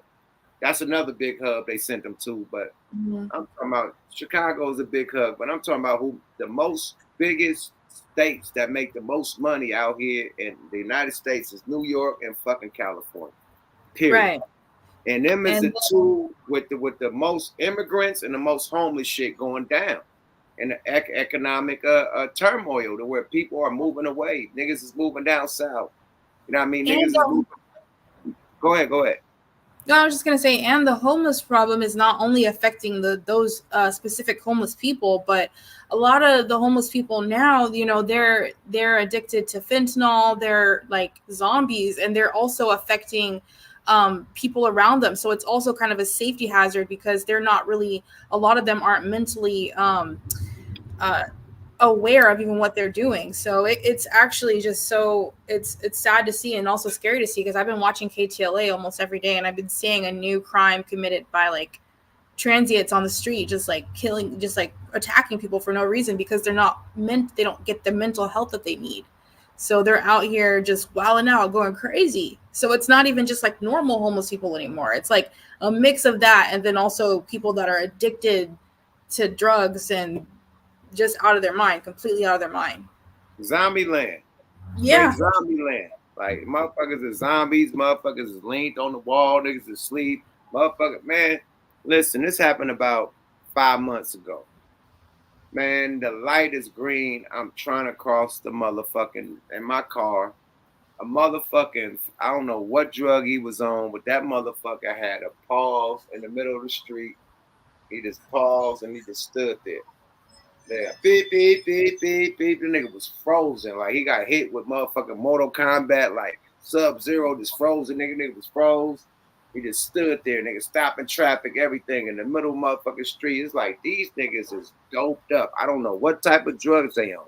I just, you know, back in my heyday when I was a little young man, I used to sell crack. I ain't never seen a crack nigga just pause, nigga, just for out, like, nigga in the middle and don't move or just pause. That's nigga. not crack. That's not crack, because I'm just saying these are new drugs. That ain't crack. Yeah, these are new drugs. This is some new shit, for real, for sure. Even me, I haven't seen it. Like, being a 90s baby, I used to see, of course, every now and then you see somebody strung out on the street, but it was different. Like, this whole crunched over look, like the pot, like it's different now. That's all I can say. It's different now. Like, and it's really no laughing matter, but at the same time, man, like, the state is not doing anything about it. I've even called to try to help some of these homeless people on the street. I've even had to make the phone calls like, can you please like come see what's up, because this person doesn't look okay. And they'll say, oh yeah, we're gonna come out next week, and they'll never come out. Like, it's gotten to that point where where I don't talk about mental health. They don't give a fuck about drug addiction unless it's the other color. You know what I mean? They help the other color, but mainly. But also, I feel like either the police too. Like, I feel like everybody is like helpless because of the law. Because I remember the police came out too, because there was a situation with the homeless people near my house, out here, and I'm living in Studio City. I live, in a decent neighborhood, but still, like, every now and then you'll get somebody coming out, like, fighting somebody, hurting somebody, and I've seen it a few times. And even the police acted like they were helpless because, oh yeah, well, thanks to the new legislation, we can't do much about it. We can't do anything about it unless we see it in real time. Like, it's like everybody's just free to do whatever they want right now, and it's It's like the Purge. It's like the Purge, and it's funny that all the purges is on Netflix right now. Purge 1, 2, 3, 4, 5. Every purge that ever came out. So it's by design. It's by program. But let's get Killer in this motherfucker. Let's get some people to comment because people coming in and tapping out. Killer, talk about the content. Get in and out, my nigga. We got more people to get in here. Killer, come on, talk your shit. All right, I'm late, but we talking about politics, right? Talk your shit, Killer. Trump all day. Salute. Absolutely. I agree. What else you got to say? What else you got to say about the debate? Oh my God, it was hilarious. I started busting up laughing on me. Trump was he just shut up and just looking straight ahead. And couldn't wait for them to turn his mic on. Trump had the ultimate, like, his face gonna be hella memes. Like, that face he was making gonna be the new meme. Like, the Jordan face, Jordan is out of here. One of them faces Trump made is gonna be the new Jordan meme. His little mean mug. Oh man, his face. Oh, come on. I can't believe anybody would look at this debate and think like Biden is more fit than Trump. Like, I can't imagine someone being honest with themselves. Like, yeah, that guy. Like, and to think that they said that Biden took a week to practice and still couldn't talk. Hold on, he took a week to practice. It looked like they say he took a week to practice, and they said CNN sent him. These are all facts. The CNN sent him the damn questions first. And he took a week to answer. And I think he had his answers. I think they had the answers on the teleprompter because he looked like he was reading. They said there wasn't no teleprompter. No, I don't think there was a teleprompter either because you can see the real reactions. Like when Trump was going in on Biden for his racist remarks in the past, you notice he never even he never disputed any of it. He disputed other stuff, but he didn't dispute that. Why wouldn't you dispute it? Shit about the 91, what was it? A 98 crime bill, 93 crime bill, whatever day that was. He never said nothing about the shit he said. Yeah, it went deep. Yes, he's right about that. And so are you, Yuck. And then one more thing, they said they're supposed to have another debate. I can't wait. Oh, it's supposed to be a part 2, nigga? Yeah. Oh shit. This is Kendrick Lamar versus Drake. This is the culture versus the industry. I'm telling you, part 2. Nigga, I was about to do another Mob Ties. That shit was on. That nigga Mob Ties, I do that tomorrow. I mean, Mob Stories, I do that tomorrow. Man, no, that wasn't even like Kendrick and Drake. That was like Drake and Meek Mill. Like, that's how. Oh yeah, that was Drake and Meek Mill. Yeah. That was like Drake and Meek Mill because, like, yeah, I know. Yeah. Well, one more thing, Yuck. One more thing, Yuck. Damn, I lost my train of thought. They did. They are having a round 2. They gave Biden the questions, and remember that shit Biden said about you ain't black if you don't vote for me or some shit like that. Yeah. Yeah. Oh my Lord, I forgot about that stupid shit. Man, dumb shit. Yeah. I'm gonna play some more of this shit, but thanks for tapping in, Killer. You know you're always welcome on the show, my nigga. Rolling. Salute. Yada da. Let's get some more people in this motherfucker. Salute the Killer, man. He always a dope guest, you know what I mean? Tapping in. Anthony is let's see what Anthony got to say. Anthony, what you got to say about the content, man? First of all, where you tapping in from, Playboy? Anthony. Hello. I don't think he's in. Hold on. He was muted. Let me unmute him. Oh, Anthony. okay. He's still muted. All right, let me remove Anthony. He's not ready. Mike Ascari. That's where we need a real one, man. Mike Ascari, man. What's happening with my bruh from another mother, man? What's happening, bruh? What's up with bruh, man? What's happening, sis? What's up with everybody, man? How you doing? I'm cooling, man. I see Shaniqua down there too. What's up, big sis? How you doing? Um, man, hey, you know what? I don't really even pay attention to these presidential debates no more. That shit think got stale with me, bro. Like I used to really be into that shit. I'm talking about for real though, right? I'm talking about, but now it's just I don't believe in it no more, bro. Because it's like throughout the years, I done seen so many black politicians get laughed off the stage, man, for the most pettiest ass fucking scandals, bro. But this nigga Trump got all of them. He got sex scandals, he got fraud, election fraud, all that. This nigga is a 34-time felon. He got more felonies than me and can still win a presidency. I can't even vote with a fucking felony. What? Man, that shit a joke to me. I swear to God, I don't believe in it, bro. So I don't follow it. It's a joke. If that nigga win the office, bro, I'm telling you, hold on. literally, fuck the laws. You know that nigga pardon all our big dogs. But anyway, Man, kudos for that though. Hold on. Let me pardon all our big dogs. But listen, heads or tails. If you had to choose a president, because we gotta choose a president, you can't vote. But if you could vote, heads or tails, Trump heads, Biden tails. What you got? Man, both of them niggas the same niggas with different faces, I'm man. just saying, That's my answer though. That's my answer. I feel like they're the same person. But my nigga, hold on, man. Do you want an old nigga that can't talk or a nigga that can't talk? Yes or no? Well, I mean, I'd rather old nigga can't talk than a nigga just talking stupid. Both of them sound stupid to me, man. I'm keeping it 1,000 with you, bro. I gotta play some more. I know you're not, because I gotta play some more. Trump is making a lot of sense, my nigga. But as far as if I gotta choose between these two niggas, I got Trump. But let me get back to all right, go ahead.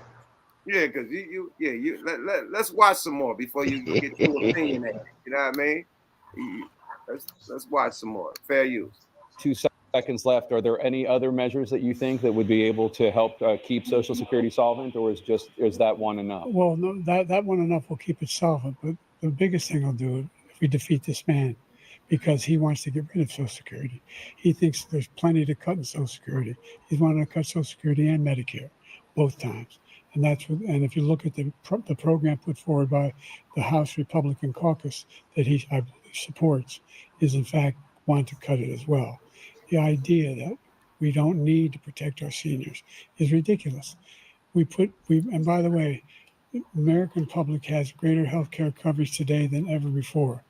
And on the ACA, as I said, we're in a circumstance where 400,000 people, 40 million people would not have insurance because they have a pre-existing condition. Only thing that allows them to have that insurance is the fact that they, in fact, are part of the ACA.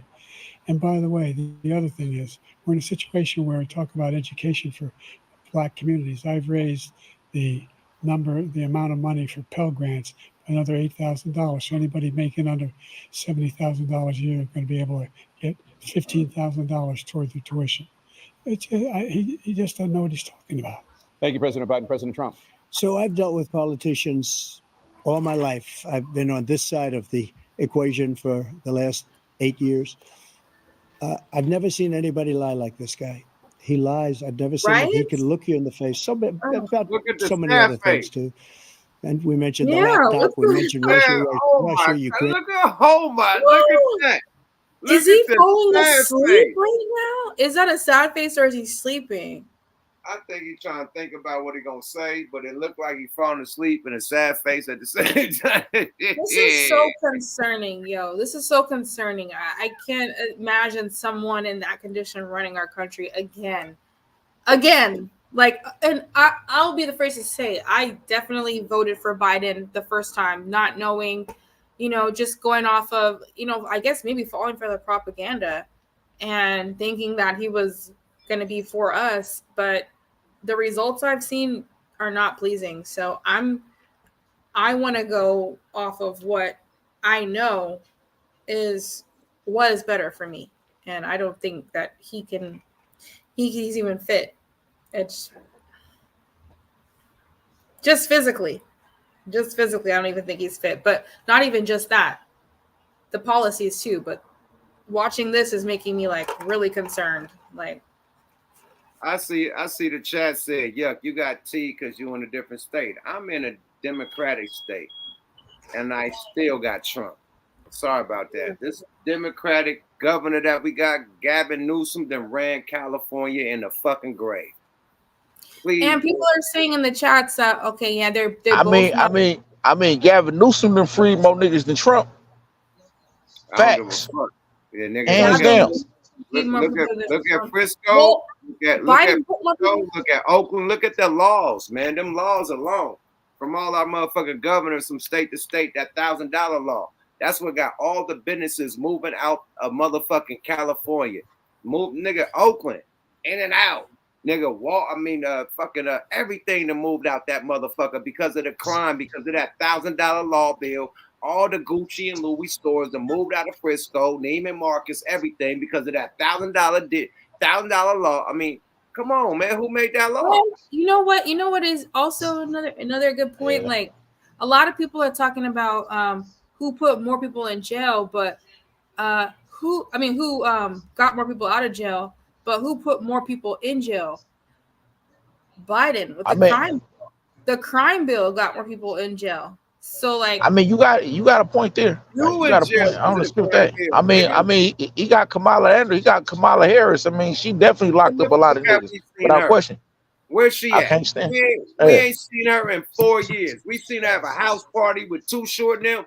Where the fuck has she been? I'll wait. Like, Biden and Kamala. Yeah. And where the fuck has he been? Like, when Trump was in hold on. Let me land. When Trump was in office, every issue that have to deal with America. If it was the Israel shit, if it was he's on the motherfucking television, he's live every motherfucking day. We see this nigga on the beach relaxing with a dog, this nigga bathing and shit. Nigga, the whole Hawaii burn up, the whole Maui burn up. This nigga over there vacationing and shit in Seattle and come on, man. This nigga Trump every day active, whoop, whoop, whoop, talking this shit. This nigga going throwing motherfucking balls and motherfucking I don't give a fuck. He there. Nigga throwing balls and motherfucking toilet tissue at niggas. Fuck it, he there. This sleepy ass nigga ain't there. This nigga falling asleep on interviews and shit. This nigga can't shake another ambassador or president hand from another country. Like, yo, what are we doing here, man? Even our guest that was on here earlier said that he spent 26 years in prison over a robbery or attempted robbery. That would never. Said he robbed her. What he said? That was during Biden's crime bill. So he wanted to talk down on Trump, but it's like Biden was. I've been down 24 now, but I'm just saying I get that wholeheartedly. I'm just saying I on both sides, I don't believe in neither one of these motherfucking parties because I don't see the results for what they really do for my people though. I really don't see how they help our people though. Trump had it up, nigga. If you ain't Trump had it up. A lot of our people got benefited from that. Your commissary ain't went up. Noodles used to be a dollar. Now noodles didn't go up, nigga. Noodles is probably $5 now in a joint, nigga. It's inflation like a motherfucker. And one thing I want to say about Trump, man. When he was in office, there wasn't no wars, my nigga. That part. We're on the binge of World War III with 2 different countries. And we got 3 and 4 other countries lining up. They made some other shit called BRICS on us.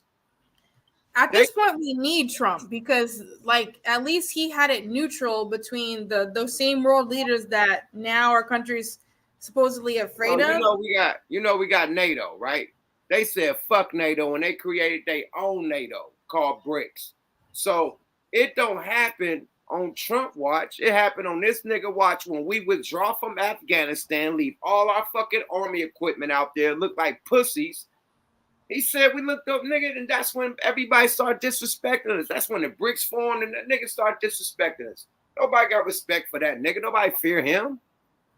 Can he even make it with your motherfucking button to drop a nuke bomb? This nigga, come on. When it comes to this voting process, I think all of us really need to just get out of our feelings and really think about what could happen if we keep going in the same direction. Because if we keep going in the same direction, we are going to be headed towards World War III. We're involved with 2 wars. 2 wars that we have nothing to do with. Nothing. Yeah, we have nothing to do with, right? And do you know how powerful nuclear weapons are? We would all be messed up. It would hit us harder than COVID. So you got to think about that. And COVID was so devastating on so many ends, on the actual illness itself, and then the vaccine that a lot of people had allergic reactions to. You know, some people are fine, but then some people didn't even make it today. So you have to think about those numbers times 100. If we have any nuclear wars, we have to do everything we can as American citizens to prevent a World War III, if we even want to see a future. And when Trump was in office, he had a relationship with the same countries that we are now supposedly fearing, which is North Korea, Russia, and Russia's so close to us. If they create a nuclear attack on us, we'd be done, right? So we need to find some way to unify and to prevent this from happening. We're not going to be able to stop it if it happens. We have to prevent it from happening. So you have to get out of your feelings. Yes, both candidates have said things. Yes, neither of them are going to be the voice for us, but which one do you think you'll have a better future in a Biden administration or a Trump administration? That's what you have to ask yourself before you vote. Hey, I see Shanique was talking her shit, man. She said Trump was the president when Corona was around. Sis, if you dig deep into the rabbit hole, Corona and all that shit was talked about way before Trump even fucking Obama talked about it. Yeah, Obama, you know what? Said, what would happen if a virus came and they already spoke about it, and before they was doing COVID, you know what I mean, like fucking routines and COVID, like they've been doing motherfucking COVID like drills. They've been doing COVID drills before the shit even hit, my nigga. Period. So they've been talking about COVID since 2000 when Obama was in office, my nigga. So that ain't nothing new. The fact that that you know the Dr. Fauci's and all them, you know, did they want to allegedly, you know what I mean? That nigga point that shit out. Trump was pointing out Dr. Fauci, like Dr. Fauci. He was pointing out all that shit. He called it the Asian flu, right? Mm-hmm. It's the China flu. Trump was calling that shit the China flu. Like he was the first one putting that shit on blast. That shit came from rat labs in China. Trump was saying that, right? Yeah, because he didn't. Here's the difference. I think like when Biden was saying no more people died when Trump was in office. Now the flu, the disease, that's something that was more out of anybody's hands. The entire world was calling that shit the Kung flu, all that shit, China flu, all that Kung flu. Trump was putting that shit on blast. Yeah, the entire world was affected by that. But the difference is with the mandates and everything, everybody is not okay to take a vaccine that we don't know much about. Everybody's not okay to do that. So to mandate it is for it to be a choice is one thing, but to mandate it, it seems cruel. Like, you know, there's people that are allergic to peanuts. So of course there's going to be people allergic to a vaccine with all these different synthetic chemicals in it. And you're going to mandate that on everybody, like one size fits all. Everybody in their DNA is unique. So that's where I felt like kind of that was enough for me to be like, if it's happening during this administration, this is not the administration that's right for me. Right. Let's get some more people in here right quick. Keith. Please record your message. Hey, brother. Yeah, salute. What's happening, Pat? Hey, what's up, bro? Thanks for waiting patiently, man. You know, we got a show to put on and we definitely got to do our content, but welcome to the show, man. Key Norfolk. Tell them where you tapping in from, Playboy. Hey man, I'm tapping in right now by way of Greenville, North Carolina. I'm originally from Pine Bluff, Arkansas. Hey, shout out to you, Yuck, man. You know, as always, support, man. I appreciate you for allowing me on the platform, my brother. Shout out to my co-host. Shout out to you, Lady Divinity. Yeah. Love and respect. Damn. Yeah, nice. Thanks for Moved the being here. furniture around in the house last time since I've been here, man. Hey, salute to you, brother. Hey, you know I love it, man. Much love and respect. What you got to say about the content? Because we got a lot of people waiting and shit. You know what I mean? Get in and out. You know, have your thoughts. You know what I mean? Talk your shit. I got to say this, man. You know, on my platform, you know, I speak a lot about, I feel the need for us as a people to think that we need to vote, but I think that we need to come together collectively and hold our vote until we can get something tangible, because I don't think we getting nothing. I think we choosing between the lesser of the two evils, and we're trying to be politically correct, and neither one of us can rise above the condition of our people. But if we come together with all the superstars we got, just like yourself, man, and other individuals who have made it out yet, I think we can come together and we can ask for something for our vote. What you think, bro? I think that's a great wish. You know what I mean? Like I wish. You know what I mean? R. Kelly, I wish. You know what I mean? That's a great wish. But if everything was a fairy tale, you know, Oprah Winfrey will be putting money into the neighborhood like Nip was. You know what I mean? LeBron James, you know what I mean? All the big billionaires will be putting money like the school is cool. I'm talking about real recreation centers, real programs, real drug programs, real homeless programs, real mental institution programs, real like shit that you're giving back, like motherfucking summer camps, basketball summer camps for every city. You know what I mean? Camping, you know what I mean? Fishing, you know what I mean? All that shit that kids don't do. You know what I mean? Bring that back. You know what I mean? Like really bring the YMCA back, YMCA, all that shit, the boys club, the girls club, the shit. Give kids something to do in the neighborhood again. They don't got nothing to do in the neighborhood but be on their iPad, talk all this shit, you know what I mean? Roast each other, you know, beef with each other, you know what I mean? Try to act like the rappers and the trappers and the people in the industry and shit without enjoying their life. I don't even see kids ride bicycles down the street no more. Like you see more niggas, like you see more grown-ups on scooters than a kid. Literally. Like it's crazy. Kids not enjoying their childhood. So we gotta give them more options to do, and the billionaires could build them facilities. You know, instead that they're building apartment complexes, they're building homes and shit. They're building fat burgers and motherfucking Fridays and fucking Starbucks and shit. It's like, come on, my nigga. That's fat. Like if you really got all that type of money, you know, like do something for the hood, my nigga. If the Nickerson Gardens still look the same as they look since the motherfucking 60s, and it's like remodel the whole projects for niggas, turn it to some luxury projects. Let's be real. Like do shit like that could really affect the neighborhood. You know what I mean? And have the motherfuckers live there for motherfucking $60 a month. Real talk. You know, I do make shit like make it affordable for them, for the projects and shit. You could build a whole new, you could close all that shit down and build a whole new luxury projects and every project in America. The billionaires. So they ain't trying to spend their money. They spend their money in Africa and overseas and shit, because at the end of the day, if they do spend their money like that, they will get chipped off, my nigga. America don't let black people unite, my nigga. They don't let black people spend on black people. That's why it's not happening, bro. Because the people who do try to look out for black people, they get clipped. The people who do try to bring the knowledge back and go against the machine, they get clipped, my nigga.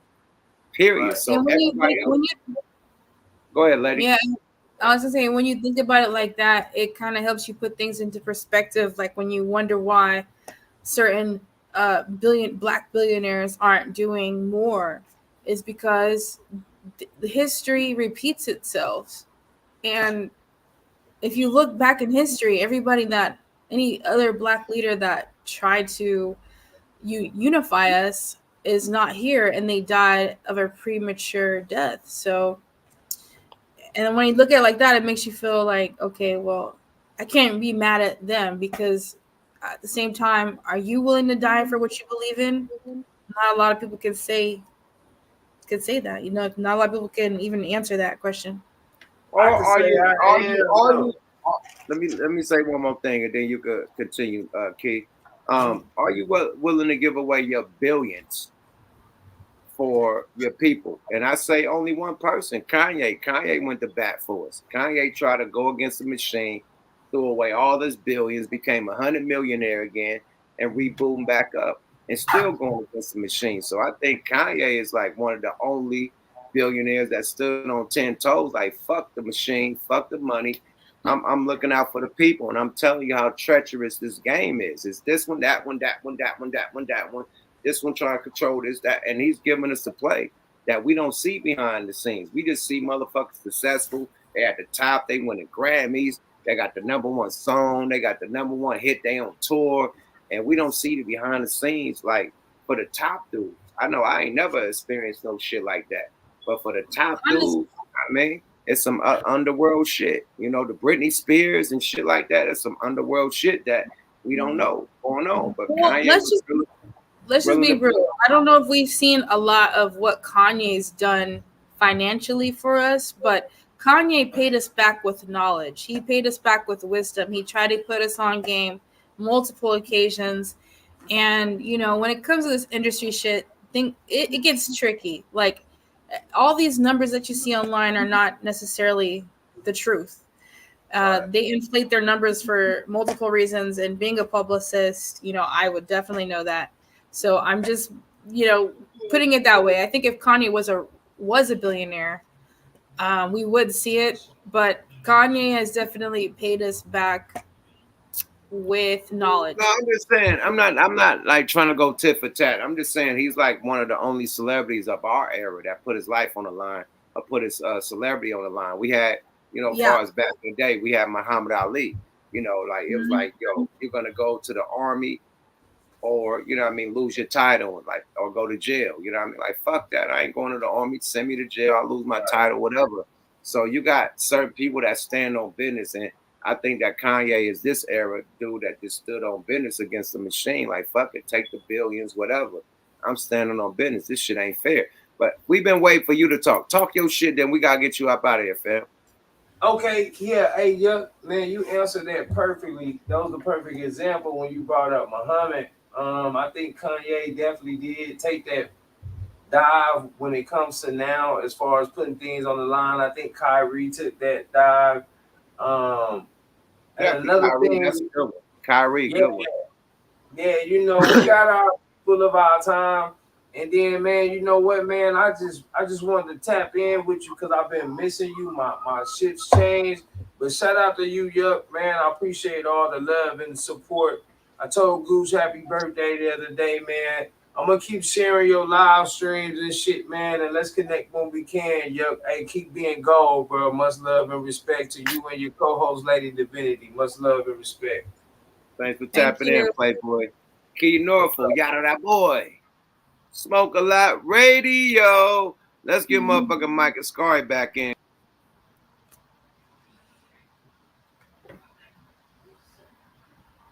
Where'd you go? I'm just. My bad. I took myself out. Mike and Scary, talk your shit, man. We ain't trying to tap you out, brother. You tap yourself out, nigga. Unmute yourself.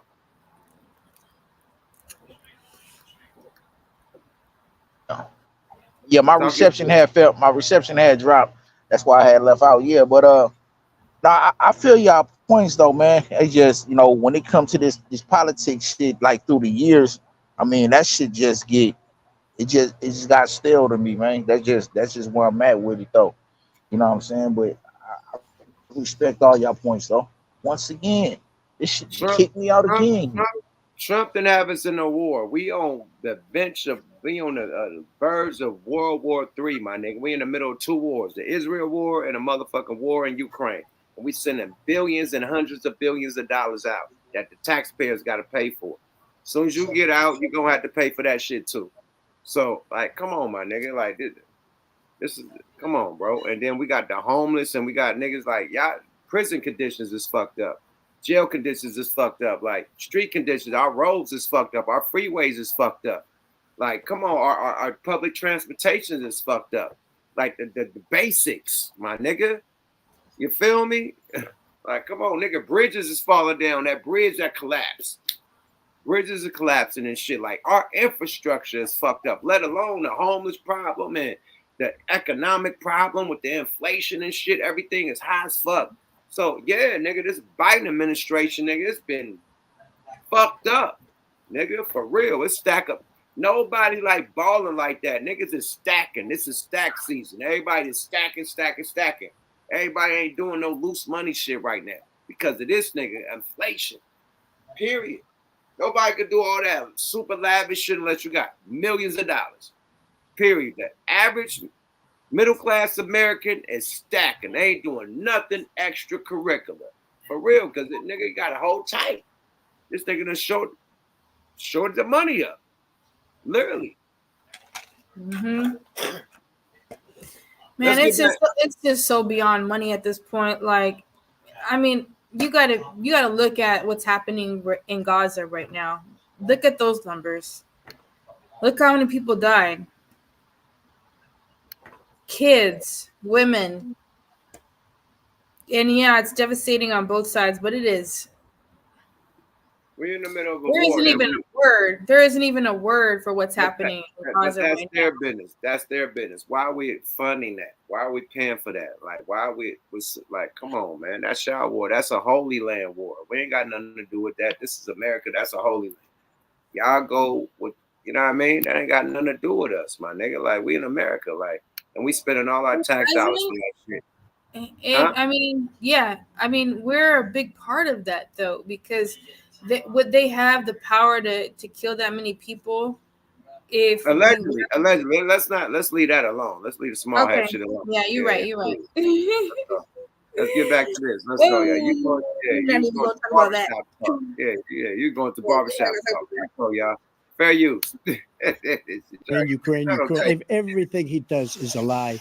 It's misinformation and disinformation. The losers and suckers story that he made up is a total lie on the military. It's a disgrace.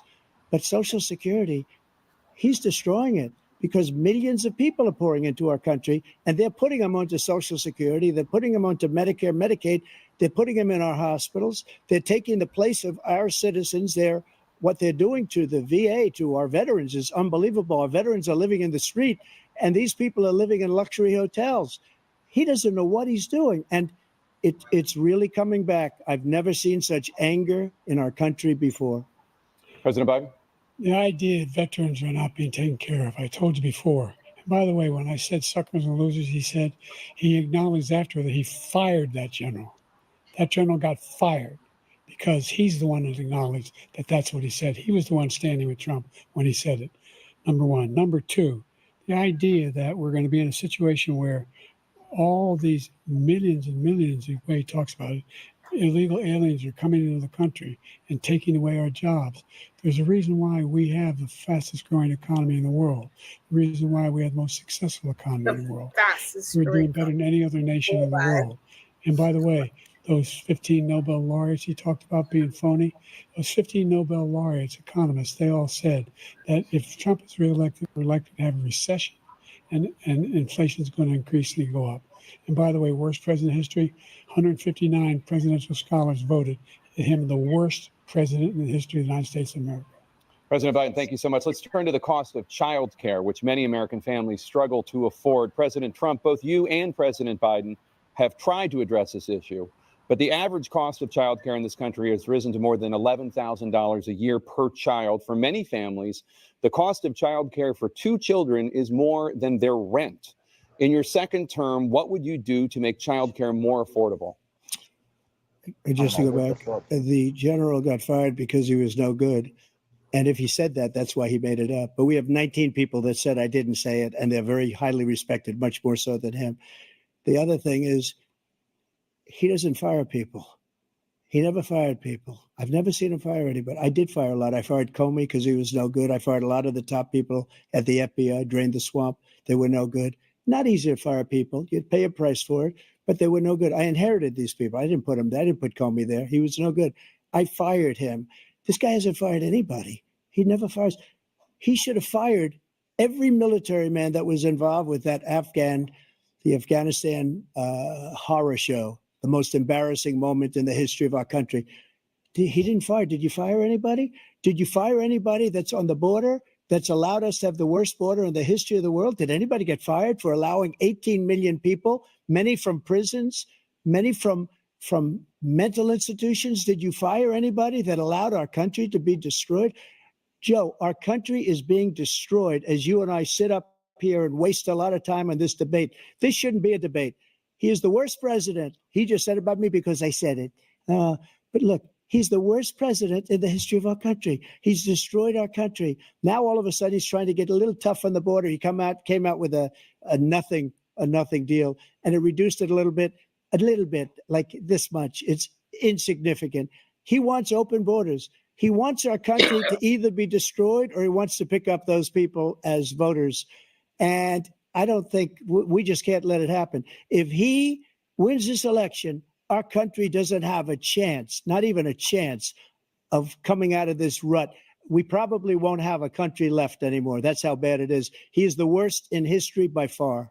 Thank you, President Trump. President Biden? We're the most admired country in the world. We're the United States of America. There's nothing beyond our capacity. We're the finest military in the history of the world, the finest in the history of the world. Marshal Bill. No one thinks we're weak. No one wants to screw around with us. Nobody. Number one. Number two, the idea that we're talking about worst presidents. I wasn't joking. Look it up or go online. 159 or 58, don't hold me the exact number, presidential historians, they've had meetings and they voted who's the worst president in American history. One through best to worst. They said he was the worst in all of American history. That's a fact. That's not conjecture. He can argue they're wrong, but that's what they voted. The idea that he is doing anything to deal with child care, he did virtually nothing to child care. We should significantly increase the child care tax credit.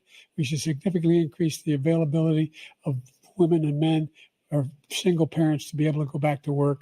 And we should encourage businesses to have. Thank you, President Biden. President Trump, the question was about what would you do to make childcare more affordable, if you want to take your minute. Just so you understand, we have polling, we have other things that they rate him the worst because what he's done is so bad.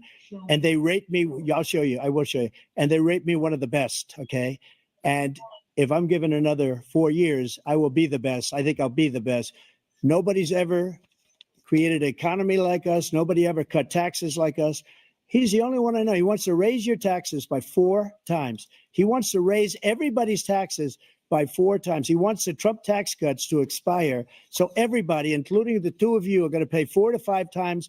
Nobody ever heard of this before. All my life, I'd grow up and I'd see politicians talking about cutting taxes.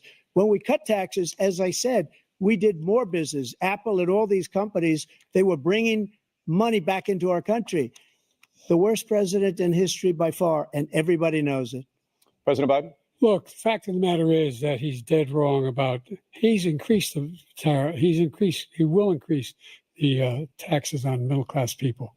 I said I'd never raise a tax on anybody making less than $400,000. I didn't. But this tariff is 10% tariffs. Everything coming in the country, you know what the economists say?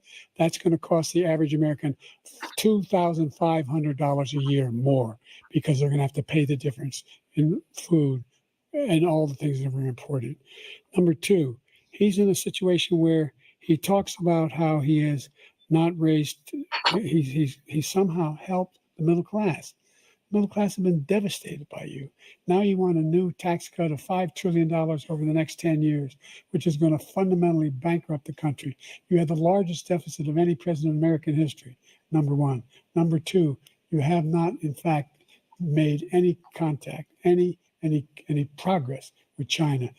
We are the lowest trade deficit with China since 2010. Thank you, President Biden. Thank you, President Biden. Let's discuss an epidemic impacting millions of Americans that both of you have made a top priority in your first term, the opioid crisis. And for both of you, the number of overdose deaths in this country has gone up. Under your term, it went up. Under your term, it has gone up. Former President Trump, despite the efforts that both of you have made, more than 100,000 Americans are dying from overdoses every year, primarily from fentanyl and other opioids. What will you do to help Americans right now in the throes of addiction who are struggling to get the treatment they need? To finish up, we now have the largest deficit in the history of our country under this guy. We have the largest deficit with China. He gets paid by China. He's a Manchurian candidate. He gets money from China. So I think he's afraid to deal with them or something. But do you notice he never took out my tariffs because we bring in so much money with the tariffs that I imposed on China. He never took them away. He can't because it's too much money. It's tremendous. And we saved our steel industries and there was more to come, but he hasn't done that. But he hasn't cut the tariffs because he can't, because it's too much money. But he's got the largest deficit in the history of our country, and he's got the worst situation with China. China's going to own us if you keep allowing them to do what they're doing to us as a country. They are killing us as a country, Joe, and you can't let that happen. You're destroying our country. So, President Trump, you have 67 seconds left. The question was, what are you going to do to help Americans in the throes of addiction right now who are struggling to get the treatment they need? Jake, we were doing very well at addiction until the COVID came along. We had the 2.5, almost 3 years of like nobody's ever had before, any country, in every way. And then we had to get tough. And it was the drugs pouring across the border it started to increase. We got great equipment. We bought the certain dog that's the most incredible thing that you've ever seen, the way they can spot it. We did a lot. And we were getting very low numbers, very, very, very low numbers. Then he came along. The numbers, have you seen the numbers now? It's not only the 18 million people that I believe is even low because the gotaways, they don't even talk about gotaways. But the numbers of the amount of drugs and human trafficking in women coming across our border, the worst thing I've ever seen, at numbers that nobody's ever seen under him because the border's so bad. But the number of drugs coming across our border now is the largest we've ever had by far. President Trump, thank you. President Biden? Fentanyl and the byproducts of fentanyl went down for a while. And I wanted to make sure we use the machinery to... Hold on, man. We got to land on that. We can't let this fire marshal bill face nigga just get away with that. Mike Ascari, talk your shit because you've been waiting a long time. Talk your shit. Well, I just want to say this to that. This week, and I think is across the board in the state of California, these motherfuckers went by every cell to every convict and passed out Narcan to every convict. Gave a motherfucker a box of Narcan just in case they cellmate passed out. They can possibly keep them niggas alive. That's just how bad it is in here. That shocked me like a motherfucker. That just let me know how bad this shit is. If niggas ain't flopping on spice, niggas flopping on that fentanyl shit, all kind of weird shit, bro. I'm just telling you. I don't know who to blame worse. Like, I mean, y'all already know how I feel about both of these niggas. You know what I mean? That's, to me, that's a prime example. You know what I'm saying? It's like, it don't even matter who's the worst of the two evils when you're losing your loved ones. I lost 6 relatives within the last 5 months to fentanyl. You know what I'm saying? My little cousin Jamie was the latest one. Thought she was popping a perk, it was fentanyl. You know what I'm saying? I'm saying that shit real. Condolences, bro. Yeah, nah, and that shit coming across the border though. Like that the border is wide open, my nigga. Like, we gotta be real, man. Who made the fentanyl? China. Like, let's stop playing games, my nigga. Who they sending it through? Mexico. This what kills it though, yo. That shit through the border. This what kills it. Both of these niggas talk high security. They talk high security, especially Trump. It ain't been no fucking high security. I'm saying, okay, that's what I'm saying. Trump talk high security, and just as much shit was coming through. I mean, build a wall where when shit is still coming through. Man, we didn't have a fentanyl crisis and a meth crisis like this, my nigga. We didn't. Sorry about that. Man, that shit been, bro. If you look at the last 3 presidents, 3 or 4 presidents, probably, That shit has been climbing gradually, bro, throughout the Fentanyl last or meth? 15, 20. This is the first time I ever heard about It's been fentanyl in its it's a different presidency, face. nigga. It's a different face every year, bro. It's No, a I'm different telling you drug this. every year. Look, you locked up. I'm telling you, being out here in these streets, nigga, this is the first time I ever heard about fentanyl within the last 4 years, my nigga. When has fentanyl been in the streets before that? I ain't never heard of that. I heard of meth, I heard of other shit, but fentanyl, nigga? No, that's the whole nother trade, my nigga. And that came along with the COVID, the chemical warfare that's going on America. You know what I mean? Period. Allegedly. You know, and talk your shit, but man, that shit came after COVID. We heard Okay, about and fentanyl after I COVID, right? can't disagree. I can't disagree When with did, that, when, bro. when did the But name I'm just fentanyl come? After COVID, right? All right, then. Let's go. I can't disagree with that. But what I'm saying is that neither one of these niggas has been a hero on that issue, bro. And I don't care what they say on the fucking podium. I'm talking about when they're in office, my nigga, they don't stop nothing. Shit still come across the border, my nigga. We don't own no poppy fields, no weed. Now niggas can grow their shit. But before then, nigga, I'm just saying niggas don't, the shit that niggas are flopping over, we don't have the technology to make that shit, bro. It's coming through. Whether COVID or any of that shit, bro. I'm just saying it's hitting our people. You know what I'm saying? And both of these niggas is at fault for that at the end of the day. You know what I'm saying? So neither one of them get no points with me on that. Sorry about that. That's just how I feel. It's all good. Let's get back to the content. Fair use. Can detect fentanyl, these big machines that roll over everything that comes across the border. And it costs a lot of money. That was part of this deal we put together, this bipartisan deal. More fentanyl machines, more be able to detect drugs, more numbers of agents, more numbers of all the people at the border. And when we had that deal done, he called his Republican colleagues, said, don't do it. It's going to hurt me politically. No, he never argued it's not a good bill. It's a really good bill. We need those machines. We need those machines. And we're coming down very hard in every country in Asia in terms of precursors for fentanyl. And Mexico is working with us to make sure they don't have the technology to be able to put it together. That's what we have to do. We need those machines. Thank you, President Biden. President Trump, and again, the question is about Americans in the throes of addiction right now, struggling to get the treatment they need. Well, this does pertain to it. He ended Remain in Mexico. He ended catch and release. I made it catch and release in Mexico, not catch and release here. We had so many things that we had done, hard negotiations with Mexico, and I got it all for nothing. It's just like when you have a hostage, we always pay $6 billion for a hostage. Every time we say it's a hostage. Now we have a hostage, a Wall Street Journal reporter, I think a good guy, and he's over there because Putin is laughing at this guy, probably asking for billions of dollars for the reporter. I will have him out very quickly as soon as I take office. Before I take office, I said by literally as soon as I win the election, I will have that reporter out. He should have had him out a long time ago, but Putin's probably asking for billions and billions of dollars because this guy pays it every time. We had 2 cases where he paid $6 billion for 5 people. I got 58 people out, and I paid essentially nothing. Thank you, President Trump. Dana? Let's turn to concerns that voters have about each of you. President Biden, you would be 86 at the end of your second term. How do you address concerns about your capability to handle the toughest job in the world well into your 80s? Well, first of all, I spent half my career being criticized being the youngest person in politics. I was the second youngest person ever elected to the United States Senate, and now I'm the oldest. This guy's 3 years younger and a lot less competent. I think that just look at the record. Look at what I've done. Look how I've turned around the horrible situation he left me. As I said, 15 million new jobs, 800,000 manufacturing jobs, more investment in America, over billions of dollars in private investment in enterprises that we are growing. By the way, we brought an awful lot of people. Well, the whole idea of computer chips, we used to have 40% of the market.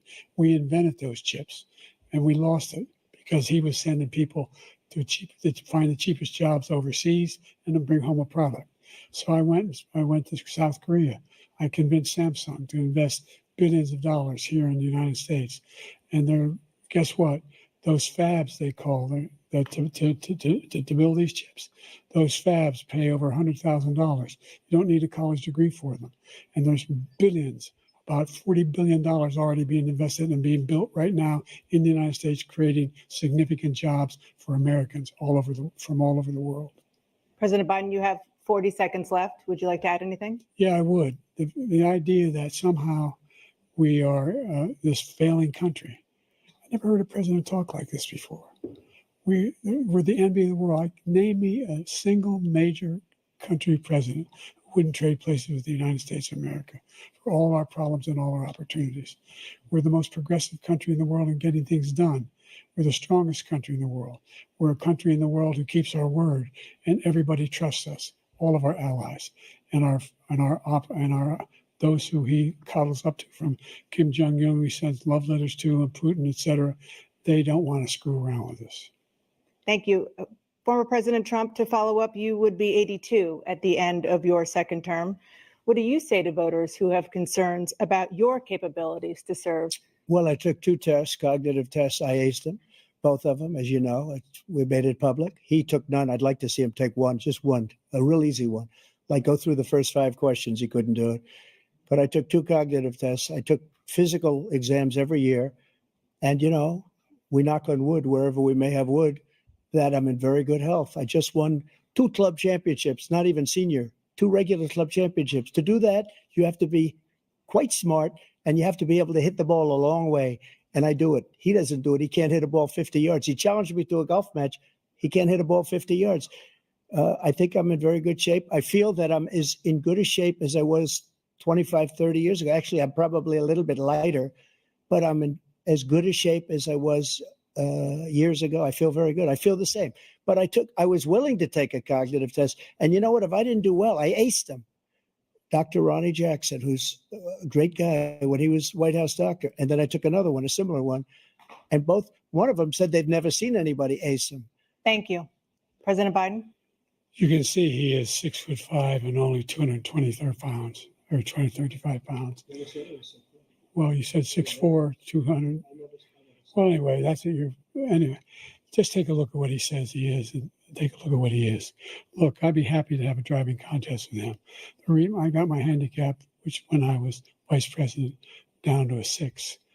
But by the way, I told you before, I'm happy to play golf if you carry your own bag. Think you can do it? That's the biggest lie. He's a 6 handicap of all. I was an 8 handicap. Yeah. 8. Never. But I have, I've seen you swing. I know you swing.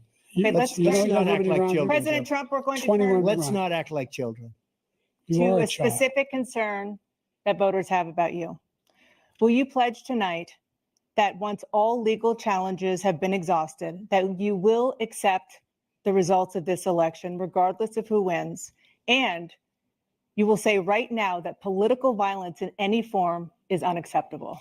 Well, I shouldn't have to say that, but of course I believe that. It's totally unacceptable. And if you would see my statements that I made on Twitter at the time, and also my statement that I made in the Rose Garden, you would say it's one of the strongest statements you've ever seen. In addition to the speech I made in front of, I believe, the largest crowd I've ever spoken to. And I will tell you, nobody ever talks about that. They talk about a relatively small number of people that went to the Capitol, and in many cases were ushered in by the police. And as Nancy Pelosi said, it was her responsibility, not mine. She said that loud and clear. But the answer is, if the election is fair, free, and I want that more than anybody. And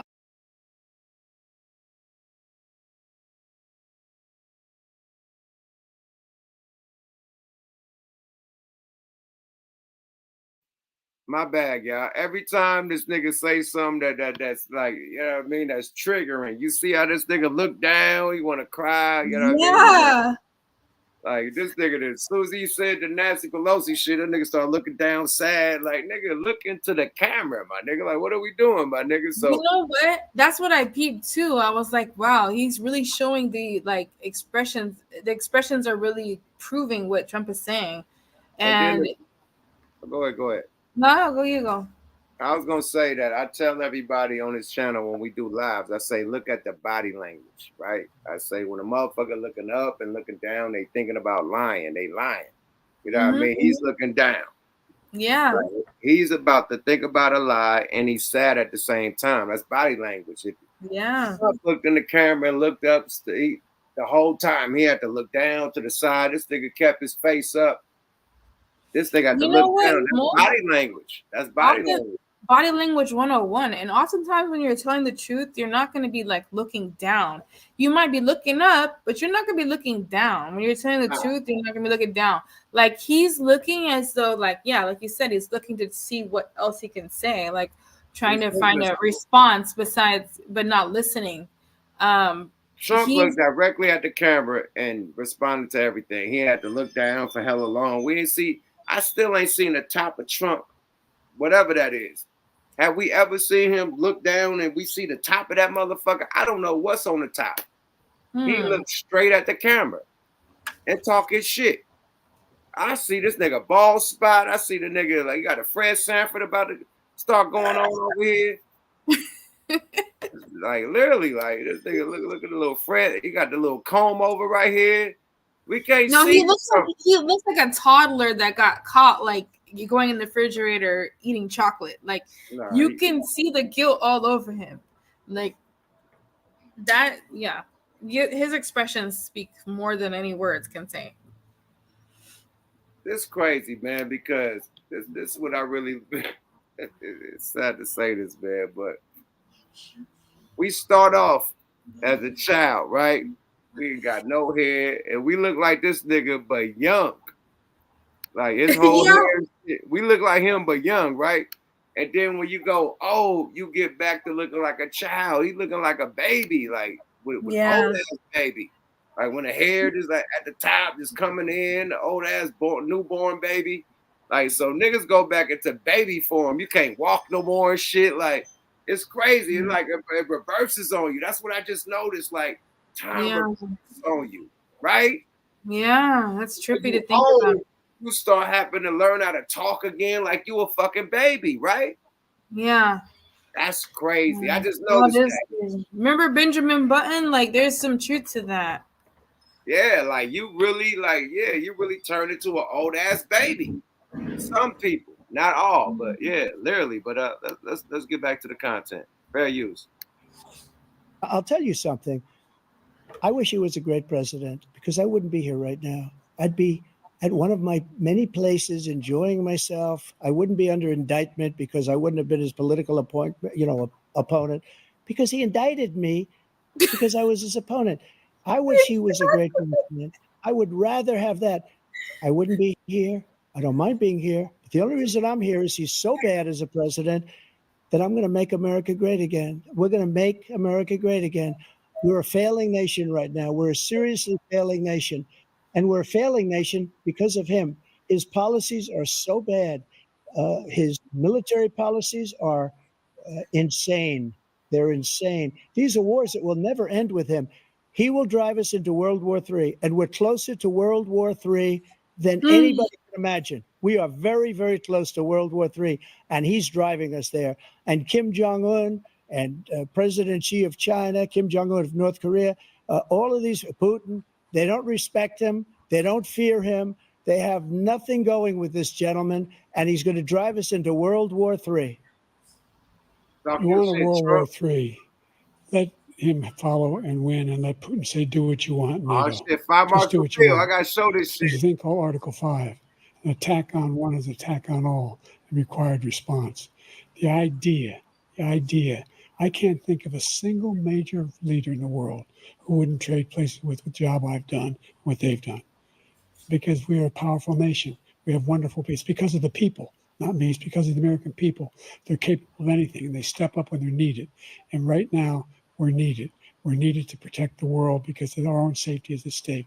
And again, you want to have a war, just let Putin go ahead and take Kyiv, make sure they move on, see what happens in Poland, Hungary, and other places along that border. Then you have a war.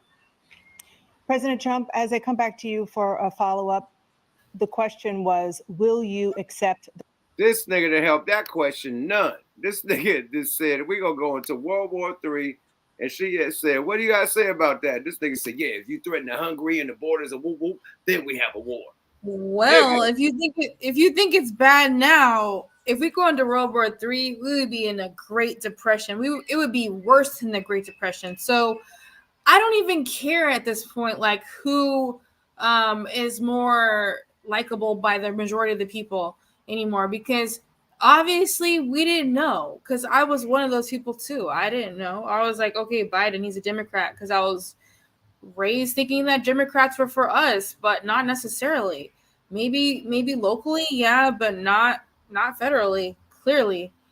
And I'm going off of the results and my people and what's best for us and what I feel is best for us, my opinion. And I don't think we will be going to war right now if Trump was the president. I think he would be doing everything he could to prevent that. In fact, he was the only president that even mentioned anything about reparations for Black people. Joe Biden was like, "Oh, we'll revisit that. We'll we'll do some research about reparations." Not anything about any actions towards it. "Oh, we'll do some research about reparations." What do we need research for? We are owed. We are due. And yet Trump was the first president in history to ever mention that. The Platinum Plan. Let's not forget about that. That would be the only way to repay African Americans, if we're being specific. But not only just African Americans, but the whole country. What matters who our president is if we're not even alive to see it. If we go through World War III, most of us are not even going to make it. It's the survival of the fittest. So that's only going to be a few. If we go into World War III. You're absolutely right. You was talking your shit, man. Thank you, Lady Divinity, from a woman's perspective and, you know what I mean, a world perspective. Let's get Mike Ascari in this motherfucker one more time, man. Mike, man, what you talking about, Playboy? Actually, I don't think the powers of be want to hear me tonight. They keep kicking me out. Hey, no, Bro, niggas talk that shit, man. Niggas the Matrix, hell of shit. I just feel like if you think about history, shit, it took World War II to bring us out of a Great Depression. So it's like it seemed like the economy tends to benefit the United States during war. You know what I'm saying? For whatever reason, you know what I mean? I don't know about a World War III doing that. I mean, you know, I ain't gonna say that because shit, this is like Hiroshima on steroids. I mean, everybody got nukes now, damn near. You know what I'm saying? I believe that Russia and China got shit that's way powerful to us. I know that China has far as manpower, they're not even matched on Earth by anybody that can put man on field as far as warfare. Nah, Turkey fucking them up. Man, Turkey is not fucking with China, bro. China got over a billion people. Turkey is not fucking with China, bro. No, soldiers, my nigga, soldiers. Soldiers. You think Turkey can fuck? You ain't got no fucking billion soldiers, nigga. Stop playing. You know what? You're implying that we would be in a better position if we went to World War III. I'm not. I didn't imply anything. But you said that we kind of benefited the U.S. somehow when we went to World War II. Who did it benefit? Who did it benefit? Because it definitely didn't benefit the minorities of this country. I mentioned history. In history, you know what I'm saying, as far as the U.S. economy, war has benefited the U.S. You know what I'm saying? World War II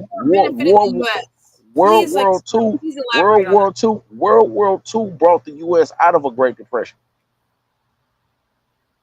So how did we get into the Great Depression to begin with? Because I can't answer that question. I wasn't alive. None of us alive during that time. China is 2 million as far as the military. What do you mean 1 billion people? No, I'm talking about as far as what they are capable of putting on the field. I mean, see, China has a dictator. They're governed during the dictatorship. If they go to war with something, they're rebelling in China. They're rebelling against the government, so that ain't gonna work. So you gotta deal with the army they got. They got 2 million.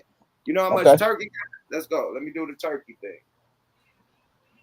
Turkey army capacity.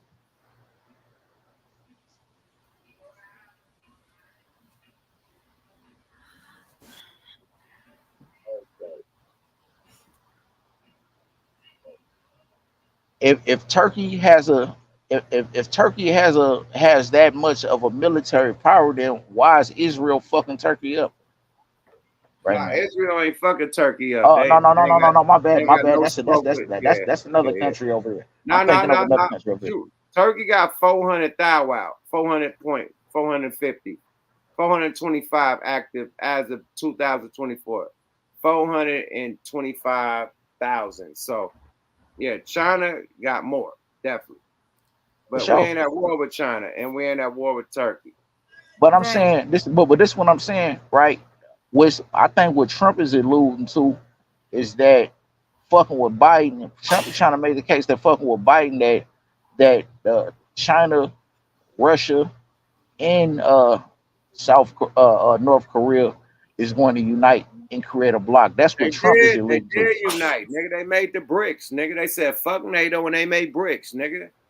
Okay, well that's what I'm saying. So, if that's true, I don't know. I mean, we got problems because it ain't too many people that can compete with that combined military force and military power, though. I'm just being honest, though. I mean, we know what China got. We know what Russia got. I think Russia probably surpassed us in nuclear ability. You know what I'm saying? We know China is advanced in all kind of technological shit. You know what I'm saying? And we just a country. England ain't on par. England ain't in the conversation. When you take China, Russia, I mean, out of the, I mean, and even North Korea with nuclear ability, you know what I'm saying? That just leaves us really as the next really real super threat on Earth. Who else fucking with it? So I mean, that's a problem. It is a problem.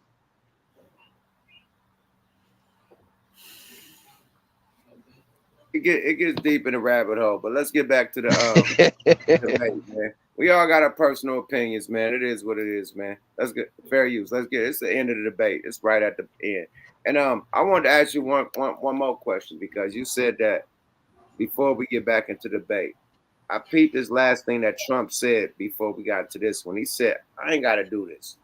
I could be somewhere vacationing at one of my locations. I could be doing my thing. I don't have to do this. I don't want to do this. He said, I stepped up because America is in a shithole, basically, in so many words. And I want to make America great again. This dude's a billionaire. He don't have to do this. These presidents get only $200,000 a year to be the president.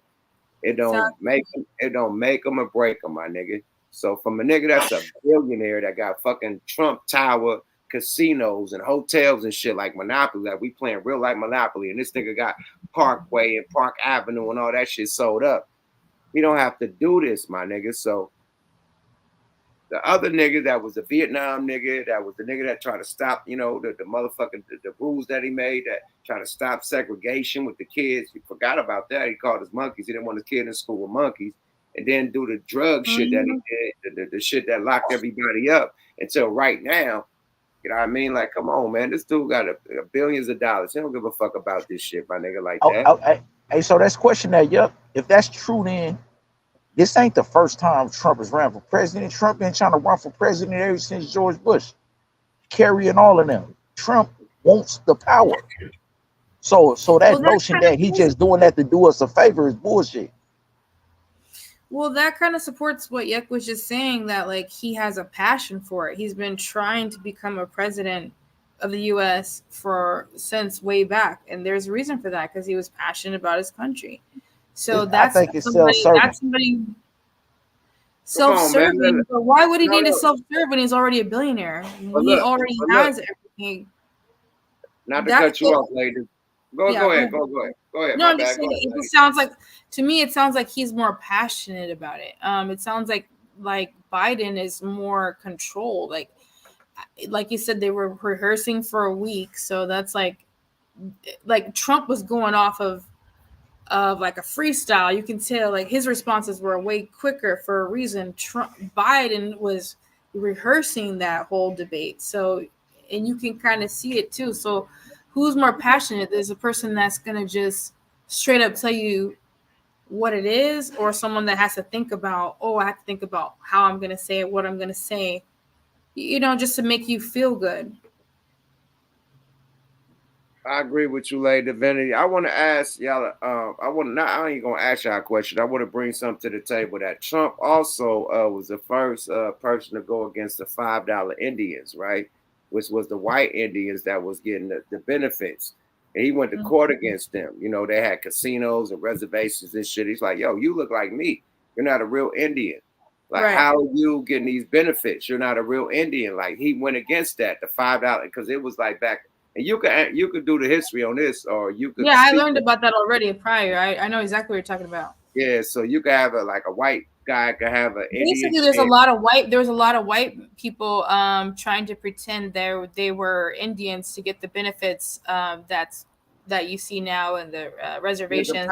They could pay. They could pay. Yeah. Back in the day, they could pay to be a $5 Indian. I think it's a lot of white Indians, a lot of whites that are benefiting off of it. Meanwhile, it's a trend with our people disowning Africa and claiming that they're the original Indians too. So I mean, it's a lot of shit except that the white folks is benefiting though. You're right. Trump went against that, and he's white, and that's because he's in a casino game, and he didn't think that it was right for them to get the same rights that indigenous Indian to get, and they're not a real indigenous Indian. So Trump, not only, you know what I mean, like he fought for the Indian reservations and everything, my nigga. So like you gotta give that nigga some credit. Like before this nigga became the president, everybody, I'm bald like Donald Trump. Meet me at the Trump Towers. Like, let's not forget, like he was the coolest nigga before he became the president. You know, let's not forget. Yeah, I remember that. The Apprentice. Remember that show? You're fired. Like he was the coolest mother. What's her name? Yeah, Omarosa.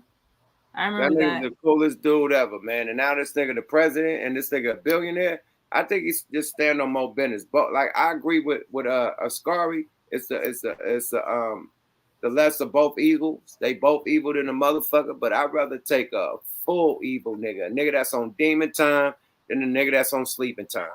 I just want to say that, like, I feel like when I was more naive, I thought it was the less of both evils, and that does, you know, that is a part of it, but like also now it's just about our survival more than anything, because we got to look at what's going to keep us, what's going to promise us longevity, what's going to promise us a future. If we go to World War III, there's no chance of that. You see what happened with COVID. If we're in a war on top of all the diseases and all the new flus or whatever the fuck, it's just gonna be times 100, times 1,000 more devastating. I agree with you, sis, but I just feel like regardless of what president is in there, I believe that if World War III is going to happen, it's going to happen regardless. I don't think neither one of these motherfuckers is gonna prevent it if it's gonna happen. That's just just the way. I mean, because Trump. Yeah. Not to cut you off. No. Not to cut you off, but that sounds dumb as shit. Who controls the government? Like, who gonna control? Like, who's gonna politic a war if a war go down? Without, like, is it gonna be the president? Is it gonna be the vice president? Is it gonna be the governor? Is gonna be the mayor? It's gonna be the president, my nigga. So like, what are we talking about? You say it's gonna be the legislator, the Congress. They have to approve him to do that shit. Nigga, the president has to have the final word, my nigga. It has to be signed off by the president, my nigga. Like signed off, but it doesn't start with him though. The Congress has to agree to it. The president still got to agree. So if we go to war, it's gonna have to go through the president. What you mean? Like, if we go to war, we're gonna go to war regardless of these guys. Like, no, this nigga is funding wars that we have nothing to do with. What are you talking about? Right. We don't have nothing to do with that. Listen, the ultimate goal should be prevention. No matter what. The ultimate goal should be prevention. Whoever is preventing a World War III from happening is who I'm gonna go for. This is pretty enough. So every time Israel wants to pick on Palestine, the United States fund Israel to do exactly what they was doing right now, and they turn up. I mean, they're the same people, you know what I'm saying, funding that war over there that's going on, that atrocity that's going on the world stage. You know what I'm saying? Now the shit that's happening over there with Russia and that other little small country, I completely agree with Yuck, with no question about it. You know what I'm saying? That ain't none of our business. You know what I'm saying? I didn't think the Afghan I didn't think none of that shit was our business. I mean, I think that shit was 4 minutes, and it was. History proves it. But I'm just saying, you know, Trump's notion of preventing war is appeasing Putin. You know what I'm saying? Like, you know what I mean? He's appeasing that dude. You know what I'm saying? It's appeasement. That's how he kept Russia at bay, by appeasement. You know what I'm saying? There's nothing wrong with appeasing. Appeasing is not always a problem, and appeasing is sometimes necessary. If that's what it takes to protect our entire world, not just our country, then so it be. Like, he was the only president that did to have a relationship with the North Korean president, or dictator, if you want to call it that. He was the first one to create a friendship, or just a talking state of in general with Putin, right? So that was also something that's never been done in a presidency, and those are the main two countries that we're that are a threat to us, technically, right? Sis, I want you. I want you. Talk your shit, Lady Divinity. Yeah, you absolutely right. Go ahead. I want you. If y'all really understand how these politics work, this shit is chess, not checkers. You know what I'm saying? You know, when it comes appeasement allows you to be infiltrated. Now, Trump always talk about tightening up our borders and not allowing us to be infiltrated, but at the same time, that's what that allows that to do. On the other hand, you know what I'm saying? I mean, man, I can go on and on about that, man. Yep, it's all good. We don't have the time for it. Yep. Let's get back to the last. It's only about 5 minutes left. Let's get back to the last end of the content, and we can ride it out. Let's go, y'all. Fair use. The results of this election, regardless of who wins. Just to finish what he said, if I might, Russia, they took a lot of land from Bush. They took a lot of land from Obama and Biden. They took no land, nothing from Trump, nothing. He knew not to do it. He's not going to play games with me. He knew that. I got along with him very well, but he knew not to play games. He took nothing from me. But now he's going to take the whole thing from this man right here. That's a war that should have never started. It would have never started ever with me. And he's going to take Ukraine. And, you know, you asked me a question before, would you do this? He's got us in such a bad position right now with Ukraine and Russia, because Ukraine's not winning that war. He said, I will never settle until such time. They're running out of people. They're running out of soldiers. They've lost so many people. It's so sad. They've lost so many people, and they've lost those gorgeous cities with the golden domes that are 1,000 years old, all because of him and stupid decisions. Russia would have never attacked if I were president. Trump, the question was, will you accept the results of the election, regardless of who wins? Yes or no, please. If it's a fair and legal and good election, absolutely. I would have much rather accepted these, but the fraud and everything else was ridiculous. And if you want, we'll have a news conference on it in a week, or we'll have another one of these in a week. But I will absolutely, there's nothing I'd rather do. It would be much easier for me to do that than I'm running again. I wasn't really going to run until I saw the horrible job he did. He's destroying our country. I would be very happy to be someplace else, in a nice location someplace. And again, no indictments, no political opponent stuff, because it's the only way he thinks he can win. But unfortunately, it's driven up my numbers and driven them up to a very high level because the people understand it. Let's see what your numbers are when this election is over. Let's see. You're a whiner. When you lost the first time, you continued, you appealed and appealed to courts all across the country. Not one single court in America said any of your claims had any merit, state or local, none. But you continue to provoke this lie about somehow there's all this misrepresentation, all this stealing. There's no evidence of that at all. And I tell you what, I doubt whether you'll accept it because you're such a whiner.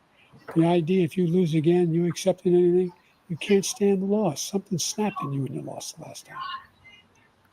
We'll be right back with more from the CNN presidential debate, live from Georgia.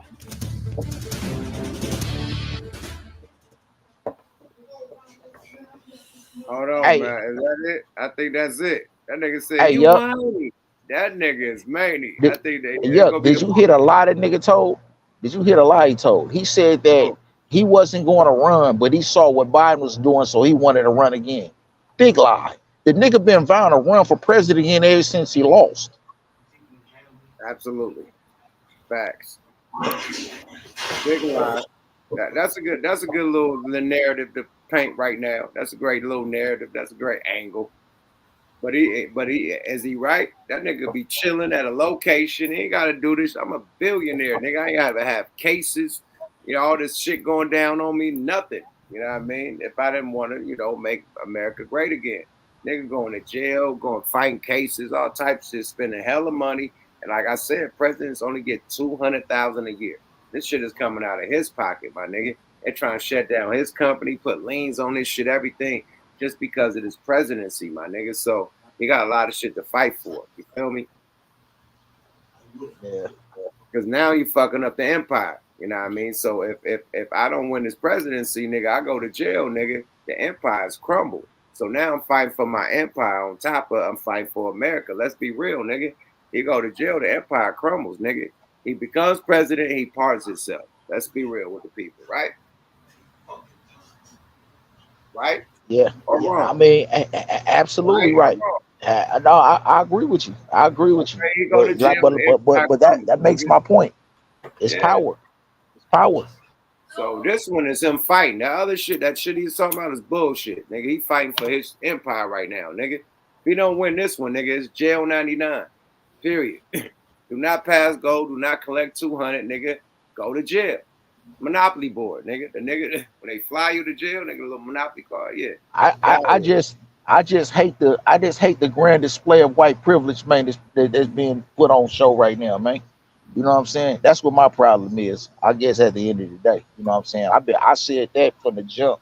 Bro, we had a black president that didn't do shit for nobody but the rainbow people, my nigga. Like, let's stop playing, my nigga. I don't think none of them really did us nothing no good. He part Lil D, you know what I mean? He part some big people, but besides that, all the Rainbow Coalition got not.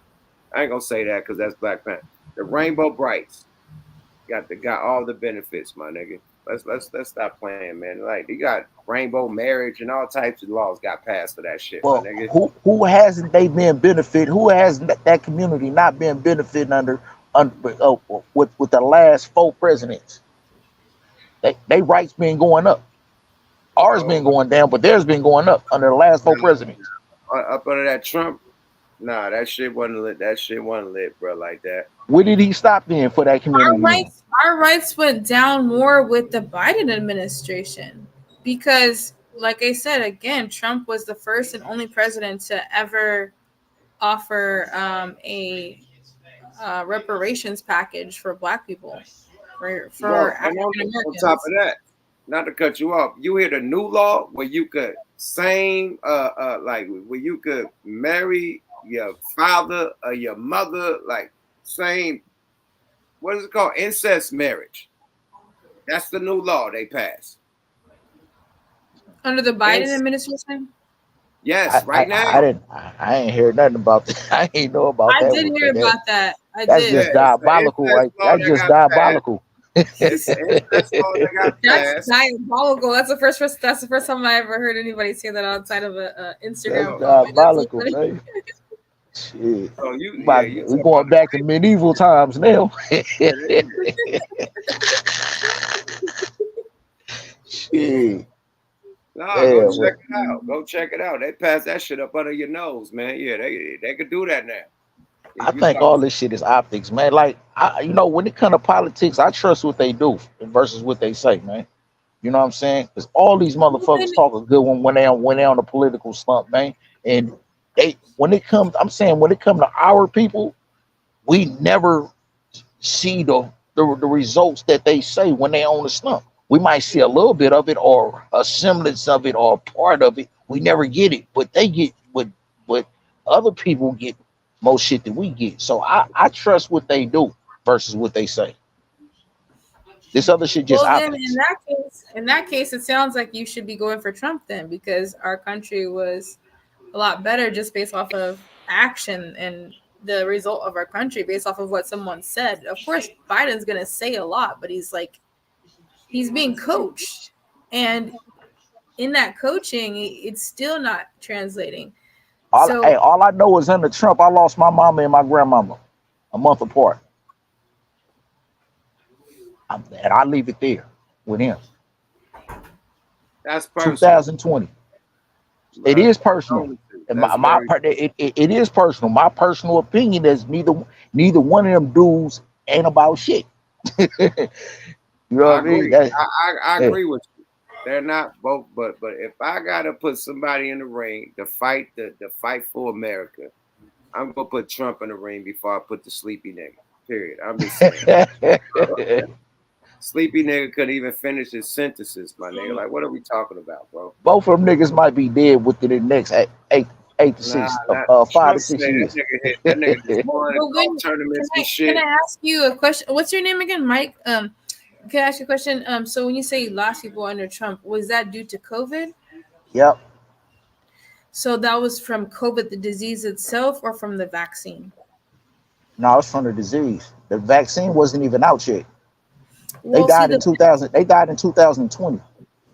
Right. So September and October.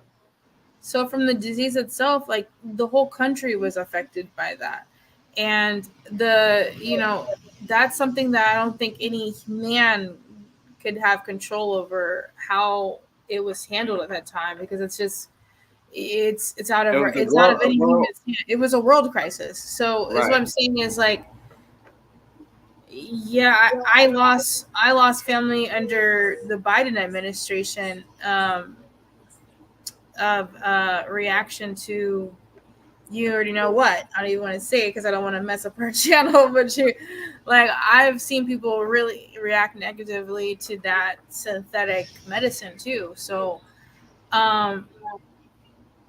it goes both ways, but the difference is that with the COVID, the disease itself, it was a global pandemic. It's not just a U.S. pandemic.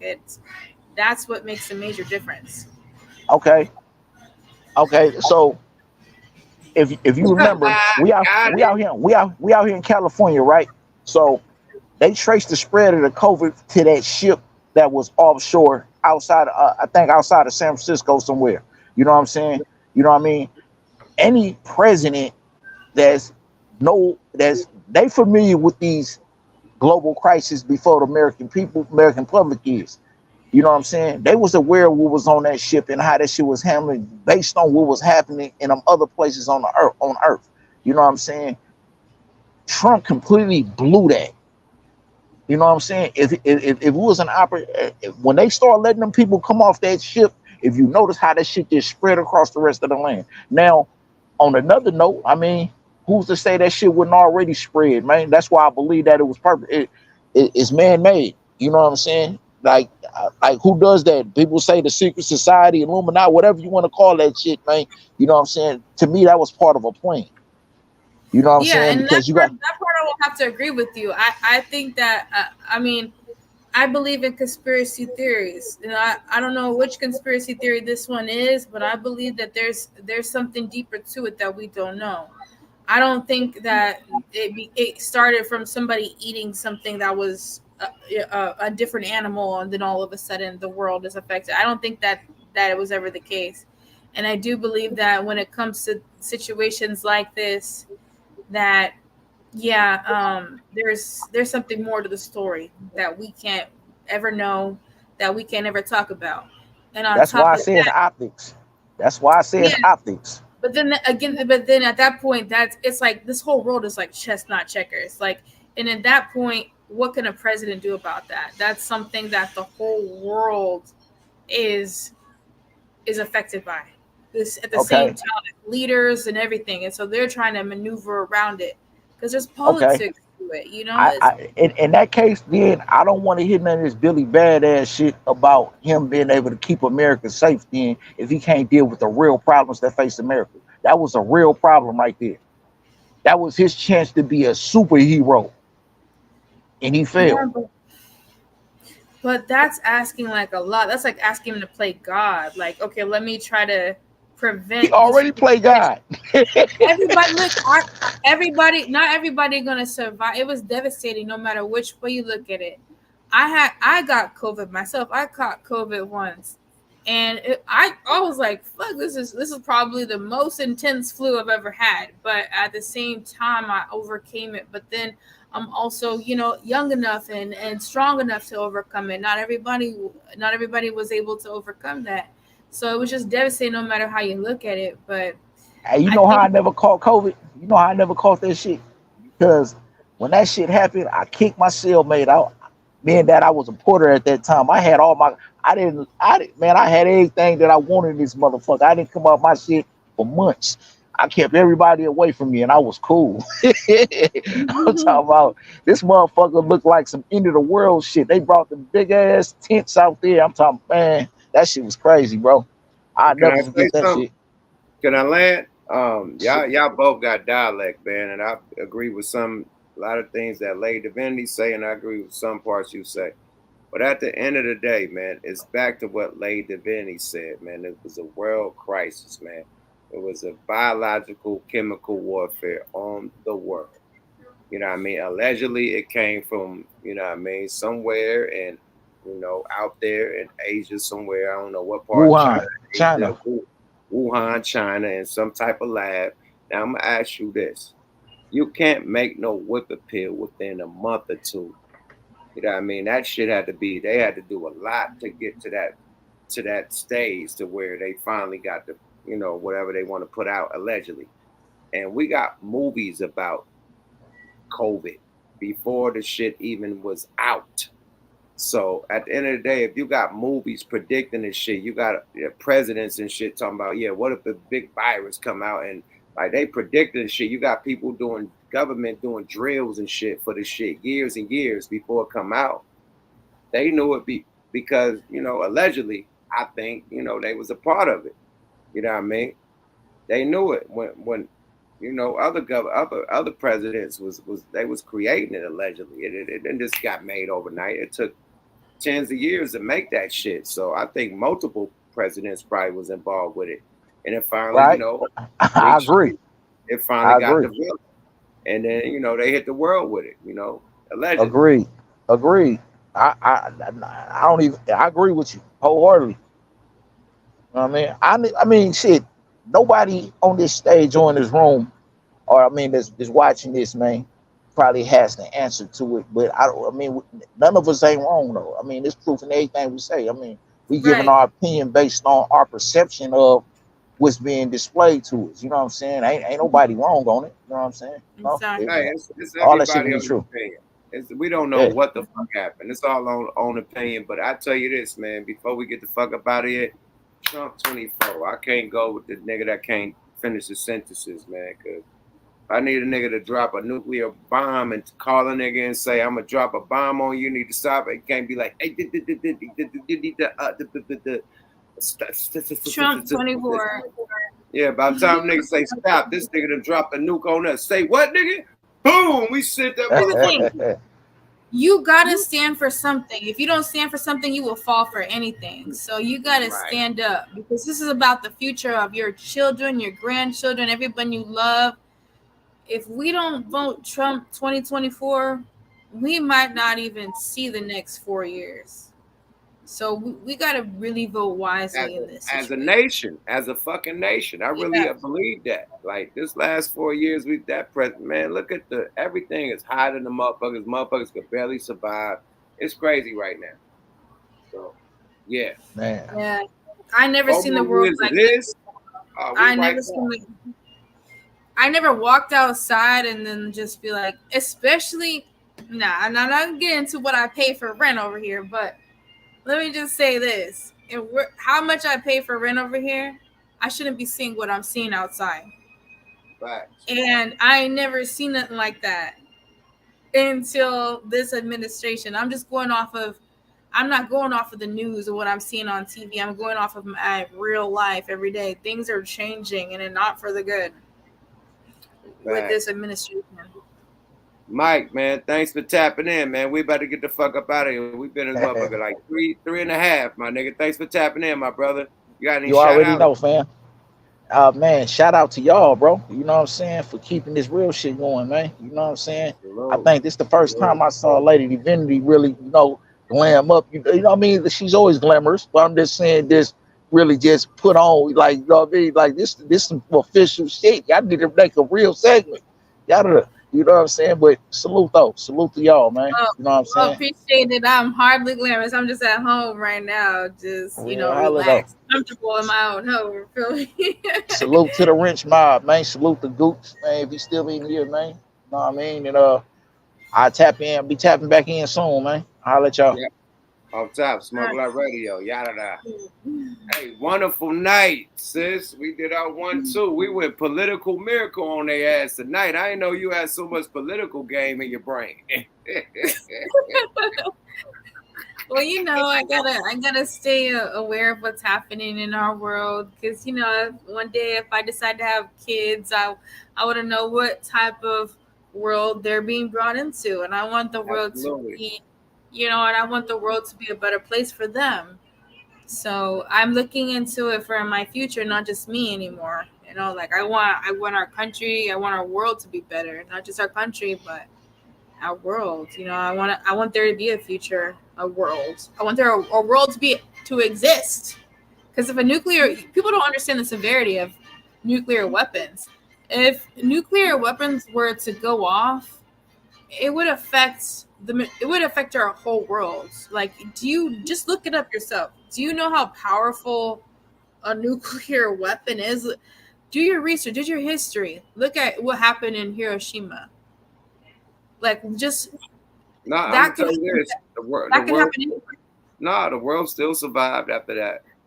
But I'm gonna let you land. Yeah, the world survived, but that whole region was gone. Like, and people, and not only that, no laughing matter. You know what I mean? That ain't not only was it gone, but like people had like birth defects. Like they had it was like nuclear, like clouds and shit. Yeah, then they had to like really. But it didn't just affect Japan. It was like the surrounding areas. People don't realize how.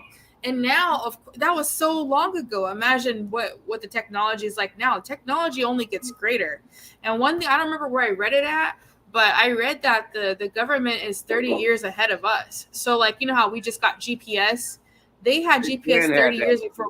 Yeah, they've been at before they release any information to us, to the public, they already know what's going to happen. They already knew before, like years before we knew. So don't underestimate that. They have way higher technology and information than we do, and technology. So don't think that you could survive a nuclear war. You can't. You won't. If it comes anywhere near you, you're gone. So at this point, we really just have to do our best to prevent that. If we have a platform, we have to use our platform to help people understand that. Like, there will be no chance for you, no chance for your future, no chance for your family now. Well, look, perfect alley-oop. Speaking of future, the deficit this nigga putting us in with all this money he giving to these countries that we have nothing to do with. Like they said, Israel, they've been, getting their little, whatever they get from us. But as far as this war budget, never, we ain't never been putting this much money into them. As far as these hundreds of billions of dollars that we putting in towards that and Ukraine. Hundreds of billions of dollars that taxpayers have to pay. So yeah, that's another thing. That's a whole nother aspect of it. We didn't even go into that fully because I was mostly focused on the nuclear, but how could you survive financially? Like, if we're going into another Great Depression, you see all the new media with, all the break-ins, the robberies, even with there being camera footage, it seems like people don't care anymore. They're really just hungry, thirsty. They're in so much lack that they're now deciding on whether I should break into this home or not, so I can potentially eat. But there's no logic going on right now. It's because of the state of our country. So on a survival, people trying to survive. You know what I mean? Yeah, survival. And there's a lot of people being lazy that don't want to work. The youngsters don't want to work, so they robbing motherfuckers, and they got the, you know what I mean, the fucking ski masks on and robbing people because they don't want to work. They ain't knowing how to hustle and move packs and shit, so they want to rob niggas. But it's a lot of Yeah, people no out game. there. They're not like our they're not like their earlier generations for sure. Nah, like that knew how to hustle. Right, Not all generations. of them. Not all of them, but some. It's a lot of ones out there doing they want to. I ain't gonna say all, but it's a small percentage of them that's like, fuck it, crash out dummies. Like they don't give a fuck about a hustle. You know what I mean? They don't care, but they don't have nothing to. They have nothing to lose. A lot of them, you know, so they're doing the most atrocious things you could think of just to make some. I don't even want to call it money because ain't nothing worth your whole life in prison or your freedom.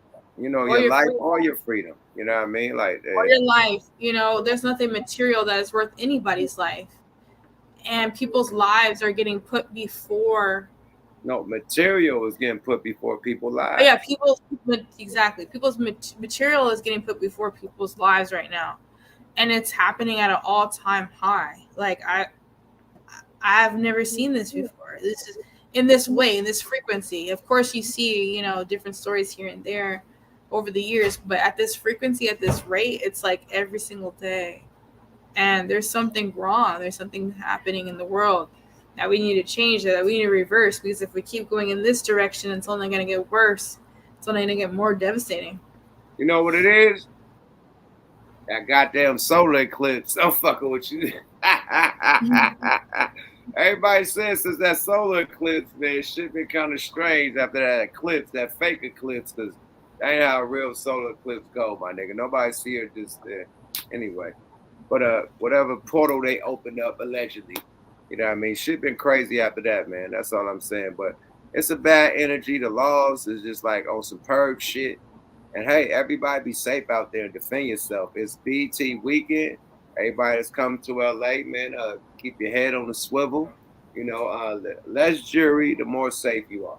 Period. Don't wear the big boy jewels unless you got big boy motherfucking security with you at all times. You know what I mean? If not, you know, it's cool to wear a motherfucking Apple Watch. You know what I mean? It's a fly ass clothes. You still got on Louis Vuitton, Gucci. You got on your $15,000 outfit.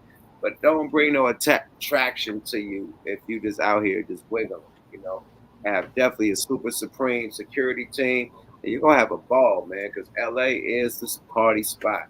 Like it's shit going down every day of the week. That's why I moved here. Like you go to other cities, it's like a weekend thing. Like everybody party like on Friday, Saturday, Sunday. LA is like Friday, Saturday, Sunday, Monday, Tuesday, Thursday, Friday.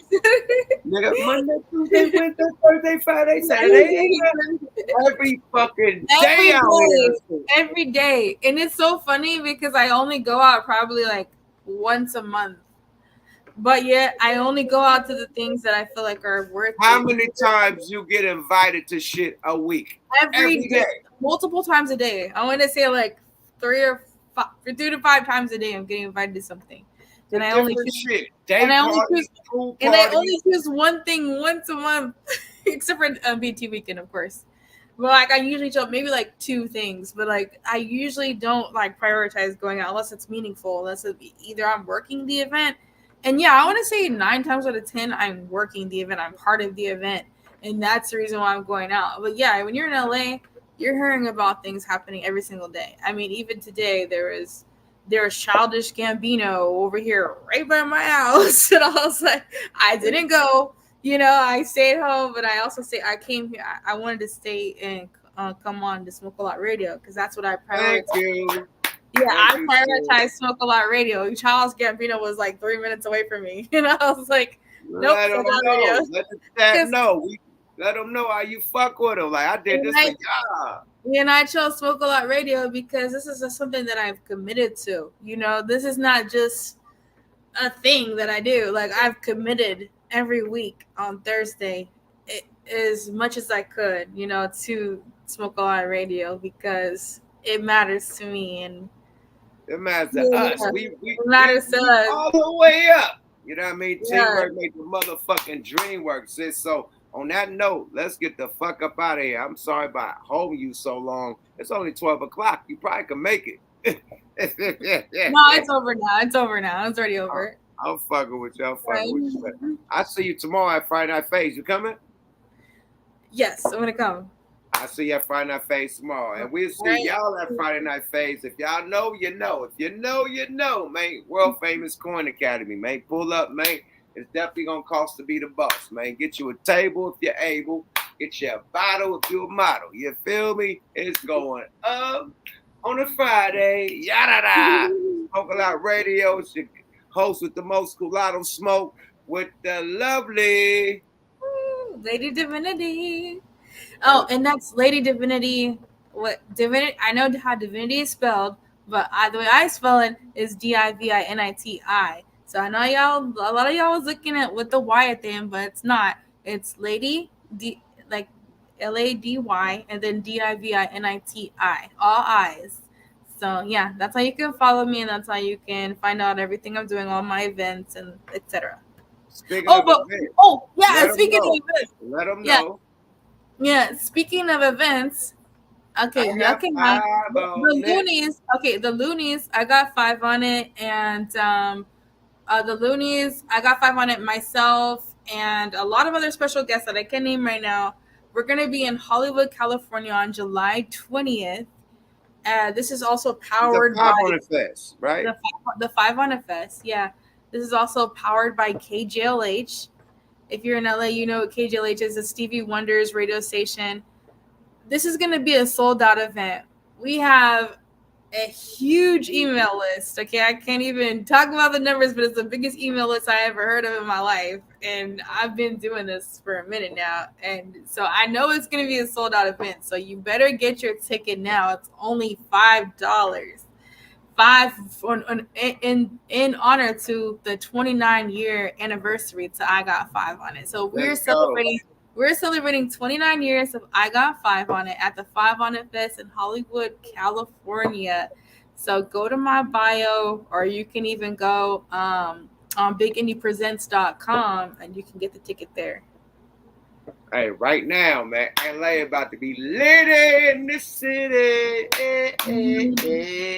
All right, man, we out this motherfucker. We see y'all that motherfucker Friday Night Phase tomorrow. We probably do an exclusive Smoke a Lot Radio live, from Friday Night Phase. You never know, man, but we out this motherfucker. Smoke a Lot Radio, man. Everybody, man, salute to everybody from around the world, little boys and girls. Like I said, everybody, get them numbers up, man. Hit them subscribe so you can win the prize, man. You feel me?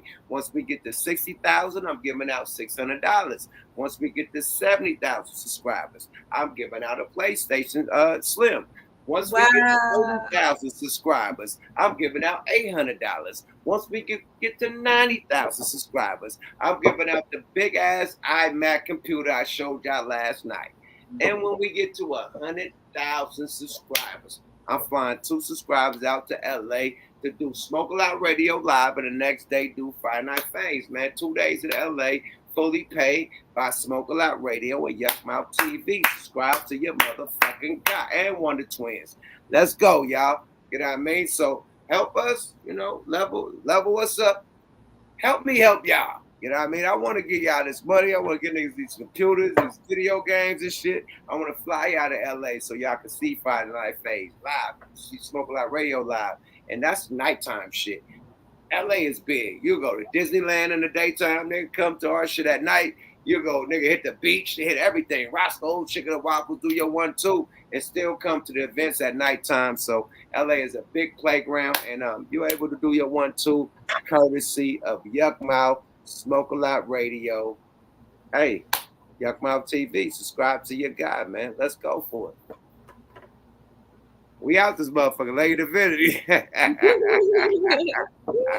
Put the deuces up. We go, baby. Smoke a Lot Radio. We out this thing. Bye-bye now. Yada-da.